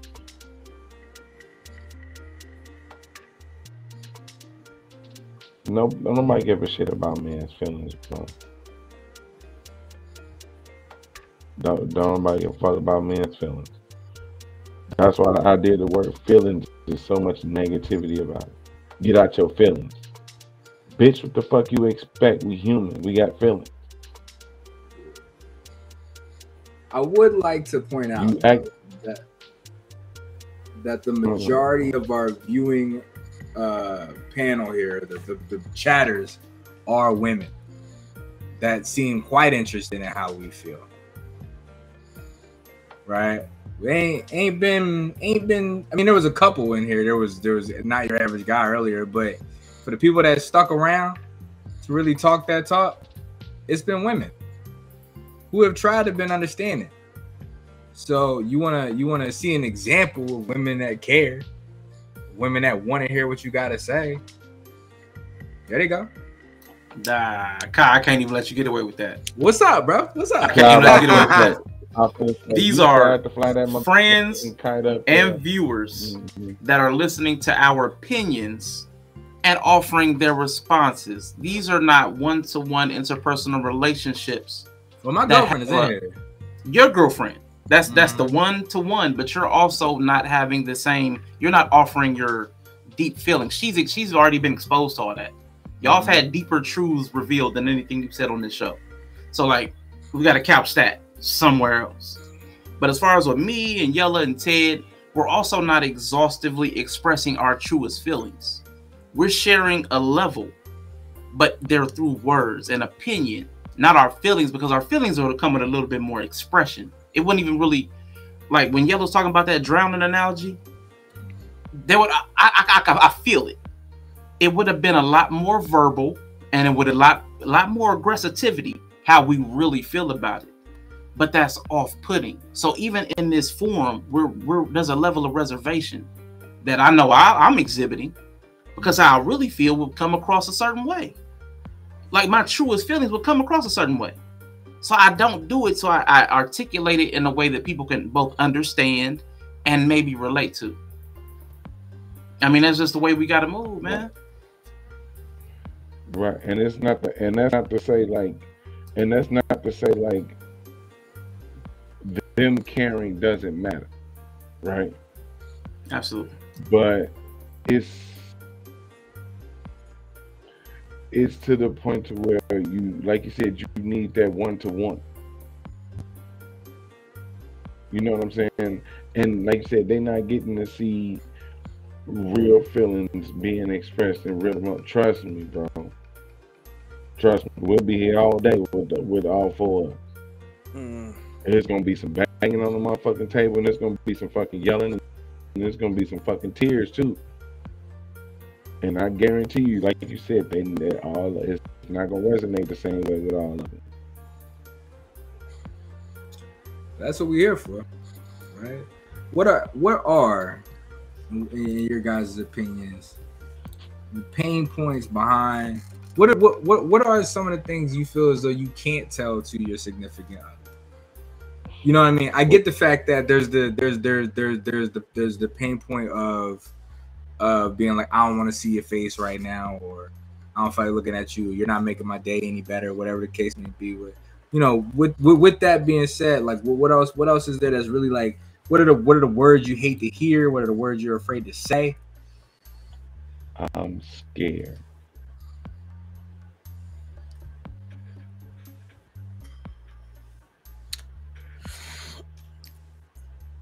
I don't know. I don't have an answer, or I'm not capable. I'm not who you think I am. I'm not who you determined me to be. Quit putting that on me. I'm not it. I can't do this. That I can't do this is I'm worried I'm going to be good enough for you. bro. That one hurts. I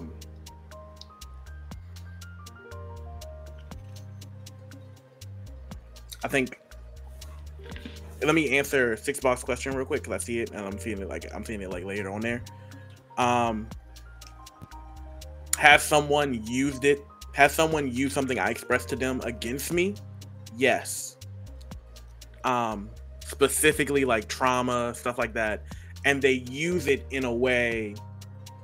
They used it in a way that like every form of attraction that I had at that moment to that person, any form of trust, love, build up, makes me. It just deaded it for me at that point. Like it makes you not want to share. I don't think I can trust you with my feelings. Yeah. That's something we need to say sometimes, but can't. This is something I need to process on my own. Yeah. And it's not you, it's me. It sounds cliche, but like, I think the way you're trying to help me isn't helping me. You know what I mean? Like, and so many times I can sit back and like, not just this relationship, but previous relationships, it's like, I get that you just want to be my shoulder to cry on, but sometimes I need a little more than that. You know what I mean? So I need to hear, babe, I can take the wheel for a second. That's a big one too. Can you take the wheel for a second? Can you? I'm weak right now. I'm hurting right now. You know what I mean? And the journey that we go through as men, especially as cisgender straight men, is we like that burden is always placed upon us, man. You know what I mean? Like it's an underlying burden that we all kind of carry of being providers and being there, that stoic force that just keeps pushing on. But we're not machines, man. You know what I mean? We're real people. We're real emotions. And yes, sometimes we are pretty shitty at expressing those emotions. But that doesn't make them any less valid. You know? We're gonna go through those chat questions. Yeah, that's a lot of them. I was like, chat been flying, man. Yeah. Chat been flying. I'm like, man, I'm gonna have to go back. But we wanted to talk about it. Like, there's one before that. Yeah, so many. All right. Here we go. Question for each of you: have y'all tried being vulnerable with your partners and regretted it? Does that make you never want to do it again? I'm gonna be honest. Rarely. For me, rarely. It's happened like at least once or twice. But I don't know. I don't know, man. I don't know if I think I'm always been an emotionally guarded person anyway, in terms of like with my vulnerabilities. And then when I do decide to let people in, it's usually after they built up an extreme level of trust with me. But that's neither here nor there. 5 says, I wonder if the better question is, how can we regulate how we respond but not silence yourself? A lot of this is self-regulation, understanding why you were feeling something before deciding to respond. And again, I think that goes into the reaction time thing as well, being like how on the spot that you can be. 6 says, I give a fuck. This is so sad to hear. I appreciate you, 6. Yeah, Rashawn is right. When my man shares some things with me, man, I know he don't tell nobody or shit that he expresses himself that way. We all got that. Trust me, we all got them skeletons. We all had them skeletons that we don't want anybody to know about and to reveal. You know what I mean?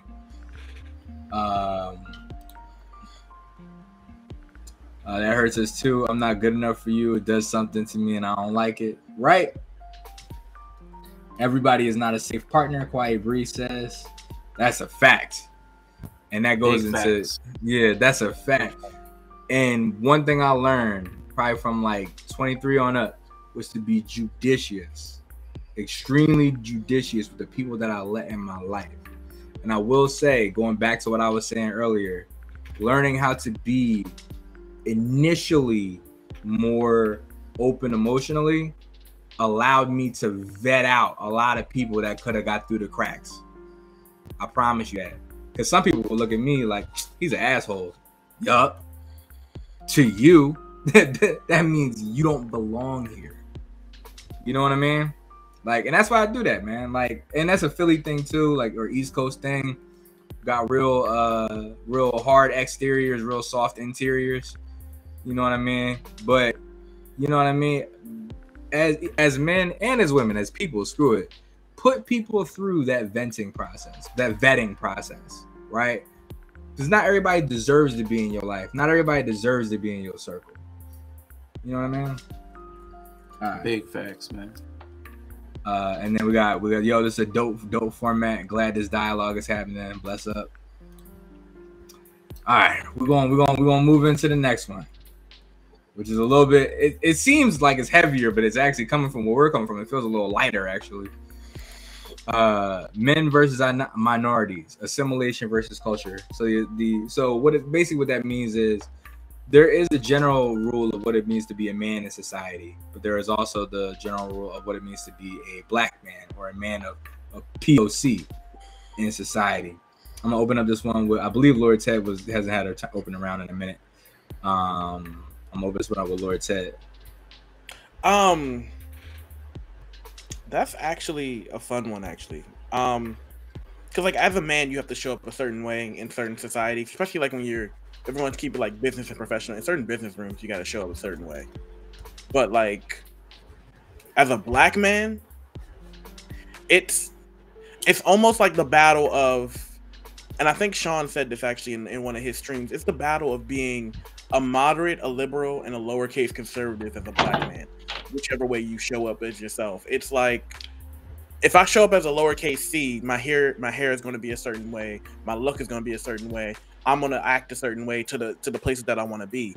And I guess in a deeper dialogue that this would be a show of code switching as a man. But it's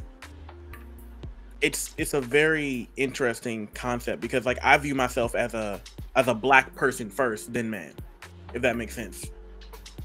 So I feel I view myself as a black man in total, but the total is black man. So I don't think there's too much of a bridge, but I understand that my blackness can counteract my maleness, which makes me an oppressed oppressor.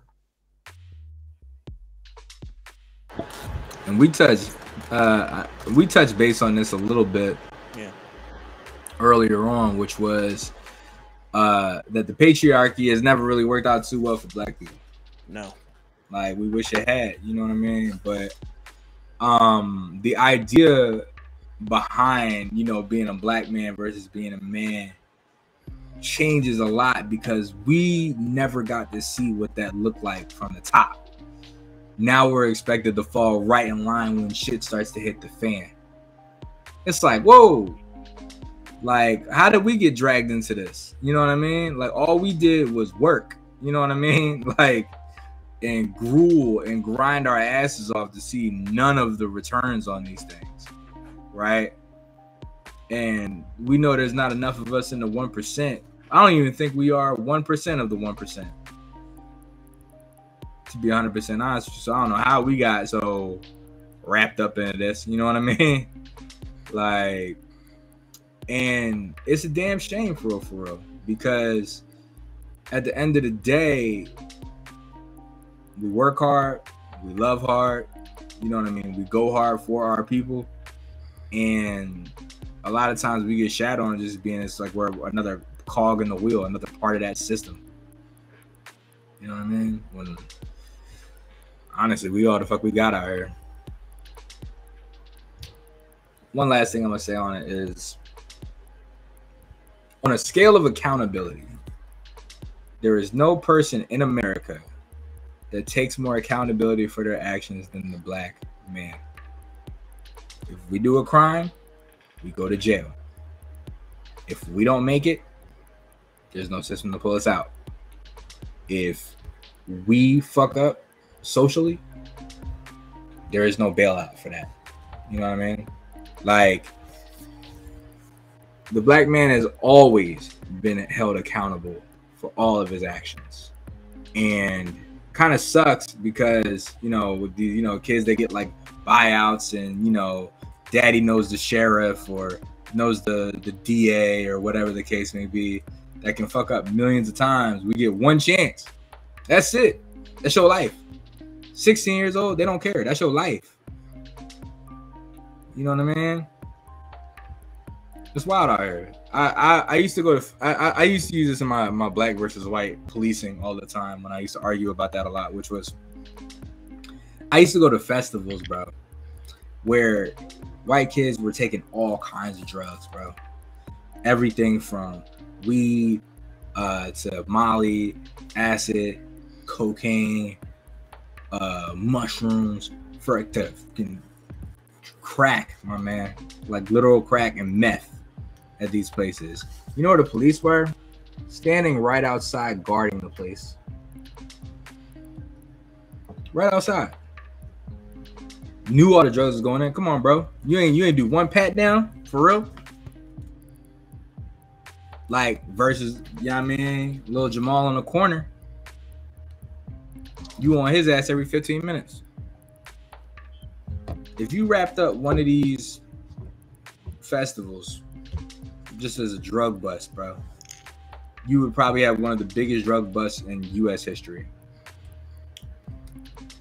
Seriously. You know what I mean? Like,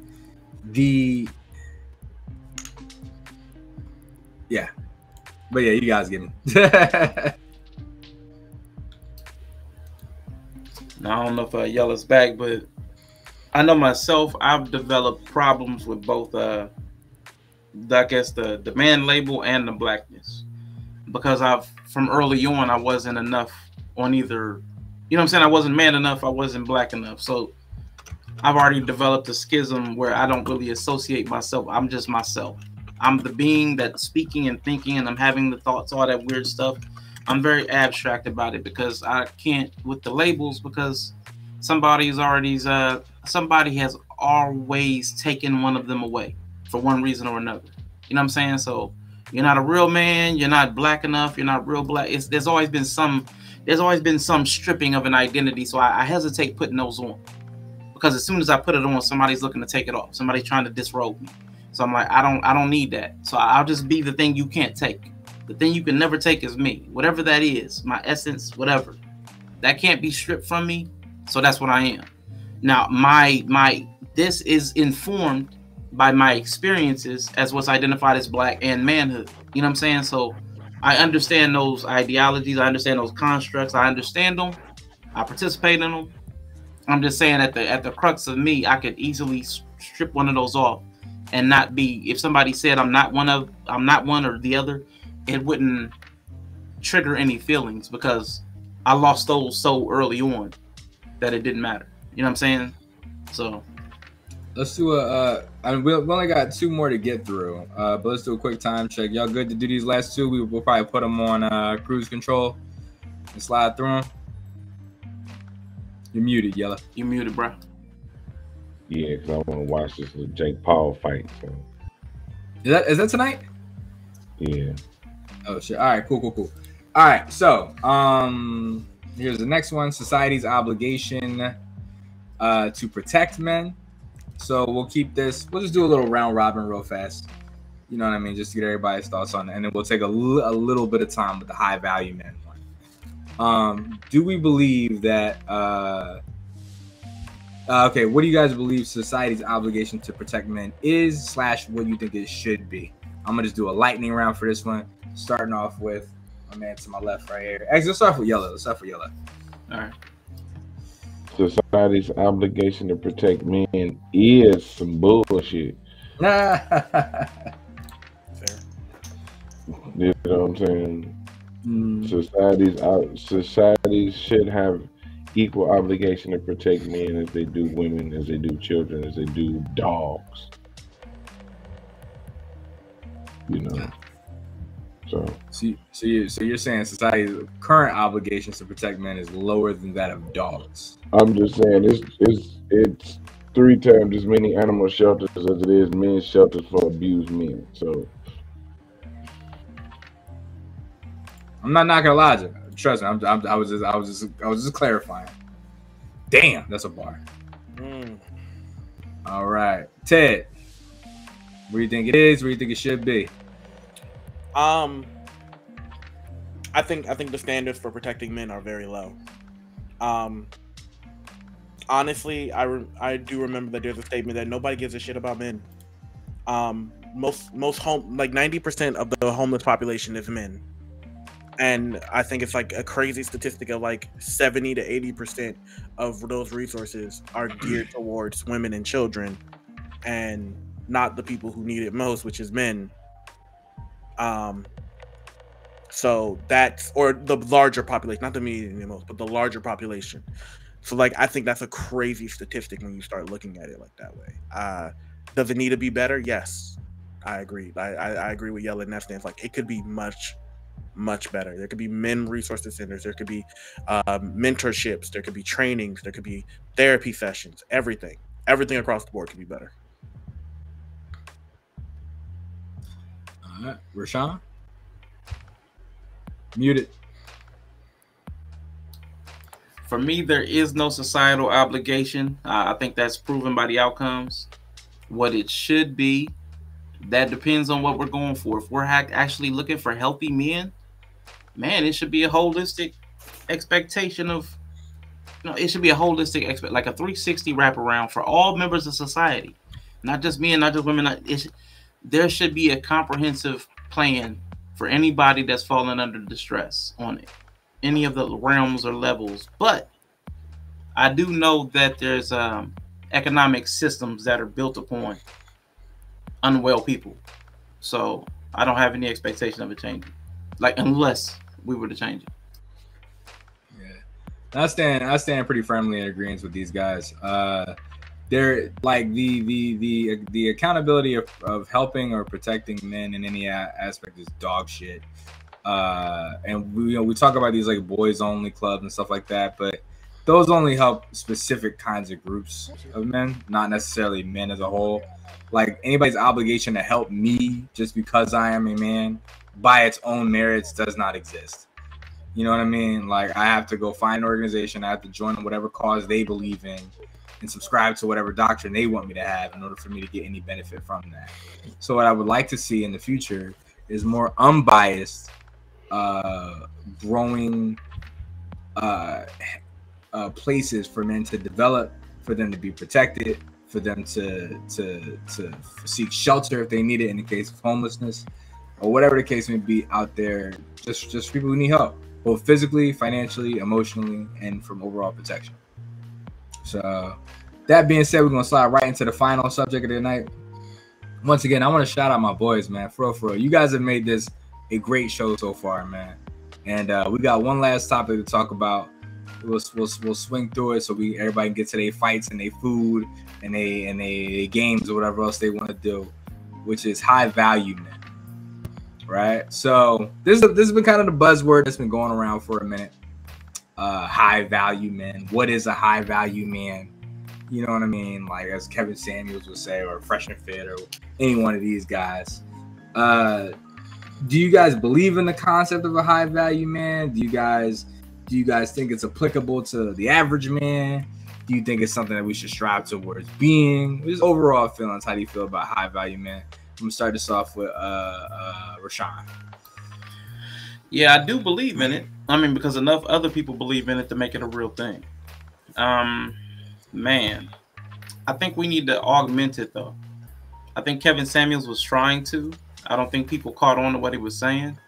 Like, there should be some semblance of character that comes into the high value man, and there should be some semblance of utility beyond money for the high value man. So the value shouldn't just be economic.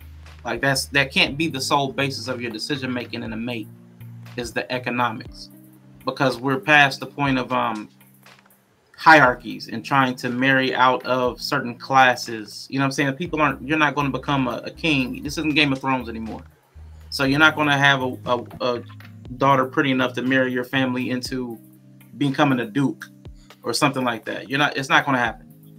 So what we need to do then is kind of pair the different practical notions of a relationship with some of those like spiritual or whatever you want to call it, those aspects too. And the man has to be more than money, because we've seen a lot of people complain about a man with money. There's got to be something else to him. Man, open floor, guys. Have at it.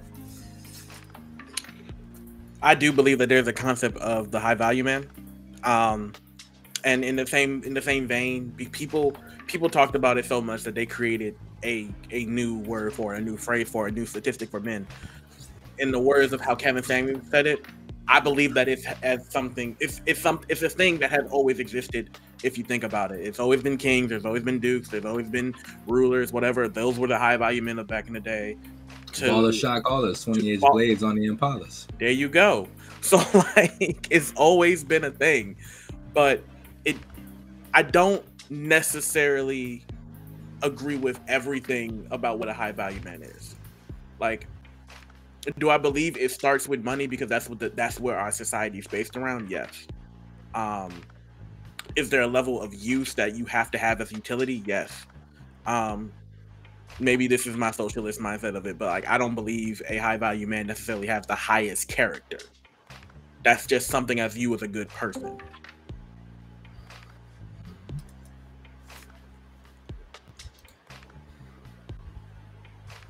My bad. Oh, no. Yeah, Yellow, you got something? I was just gonna say that high value man shit is some fuck shit. Am I muted? Oh no, you good. Hey. Okay. Yeah, that high value man shit is some fuck shit. He really don't exist. He really don't exist. You know what I'm saying? Because it's just, a person can have all those things but not have the friend group, right? The person can have a friend group but not have the money. The person can be admired by his peers but not have the money. You know what I'm saying? Stuff like that. I hate that went as far as it did, because it gave men the delusion that they are that, and it gave women the delusion that they can get that. So, you know, anybody can get it. Anybody can get the cheek clap. Anybody can get married. We've all seen couples with motherfuckers who be like, how the fuck they together? It's because some shit happened. It ain't because of what a high value man or nothing like that. You know what I'm saying? It got too complicated with that. I've never really liked that. I don't even say that shit. I hate that it was ever, like, when I do my strip, I don't even say high value man. I cringe at that shit. Because it's like, everybody has high value. Depends on what you're applying that value to. Ooh, bars. I like that one. Like, it's true though. Everybody does have their own innate sense of value. Even the fact that you are considering one person a high value man and not, you know what I mean, implies that another person is low value, right? And we're back to the system of hierarchy that, especially with black people, we were trying to get away from for a long period of time. You know what I mean? You gotta understand and accept people for where they are now, and not for this. Again, we always go back to this like superficial like mindset that society puts upon us. You know what I mean? And I get what Kevin Samuels was trying to get at to a certain degree, right? Like, even though he coined the term high value men,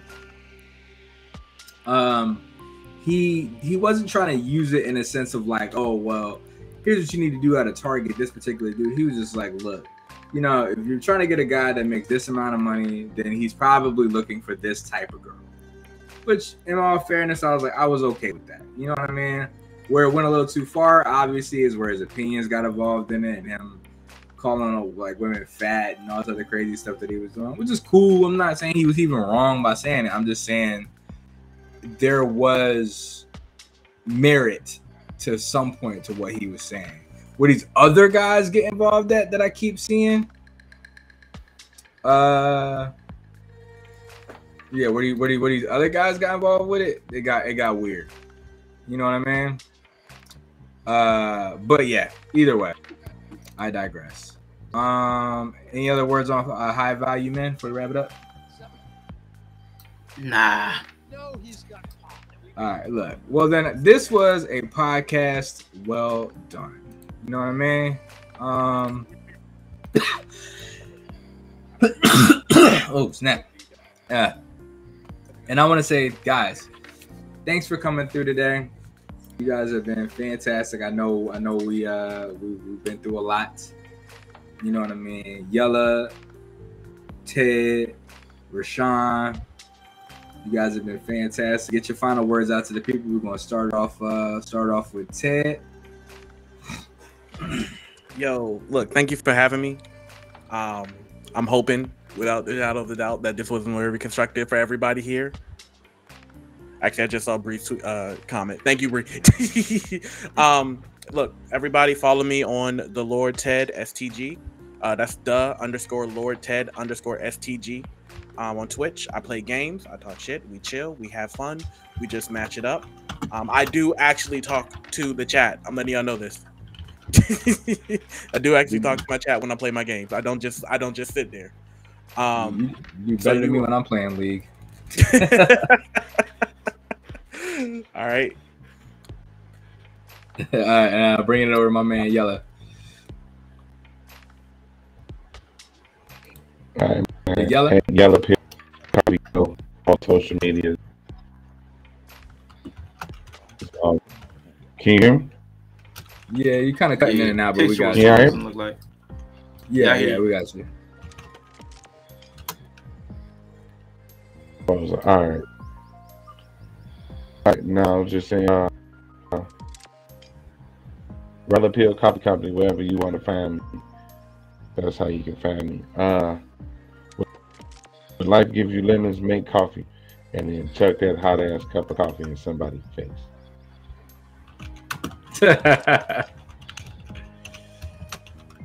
That's my boy. Yella signing out. I guess I don't want to use this to promote my shit, but go ahead. I got the fight on the Discord if anybody want to come watch. I got the fight on the Discord if anybody want to come. Oh, put your Discord in the group chat that we got going on too. So I'll make sure I'm in your Discord. All right, and we're gonna wrap it up with Rashawn. Everybody appreciate you. Ted, definitely appreciate you, my guy. Yella, you already know. CEO, HiFlyGuy Kai, the highest and the flyest, the guyest and the kaiest. Thank you so much for having this panel. I enjoyed the conversation. Everybody in the chat, appreciate all of you. I just want to say, if you're not a high value man, it's okay. Go ahead and be a great value man like myself. we still get taken off the shelf. All right, we still get off the shelf. Oh wow, he ain't just say that. Great value. I'm still in that. I'm still in that. Hey, that's a hey, we fly off the shelf. We fly off the shelf still. No, don't worry about that, y'all. And as you know, it's me, the highest, the flyest, the guys, the guys of all time. I'm trying to hold back this cough. I want to say thanks to my wonderful panel for coming on. Thanks to my wonderful chatters for speaking. Make sure you follow everybody here. I put all their links in my chat, and then if you're coming from another chat, follow everybody as well. Y'all have a fantastic rest of your night. You enjoy yourselves. I'll see ya on the flip. Peace.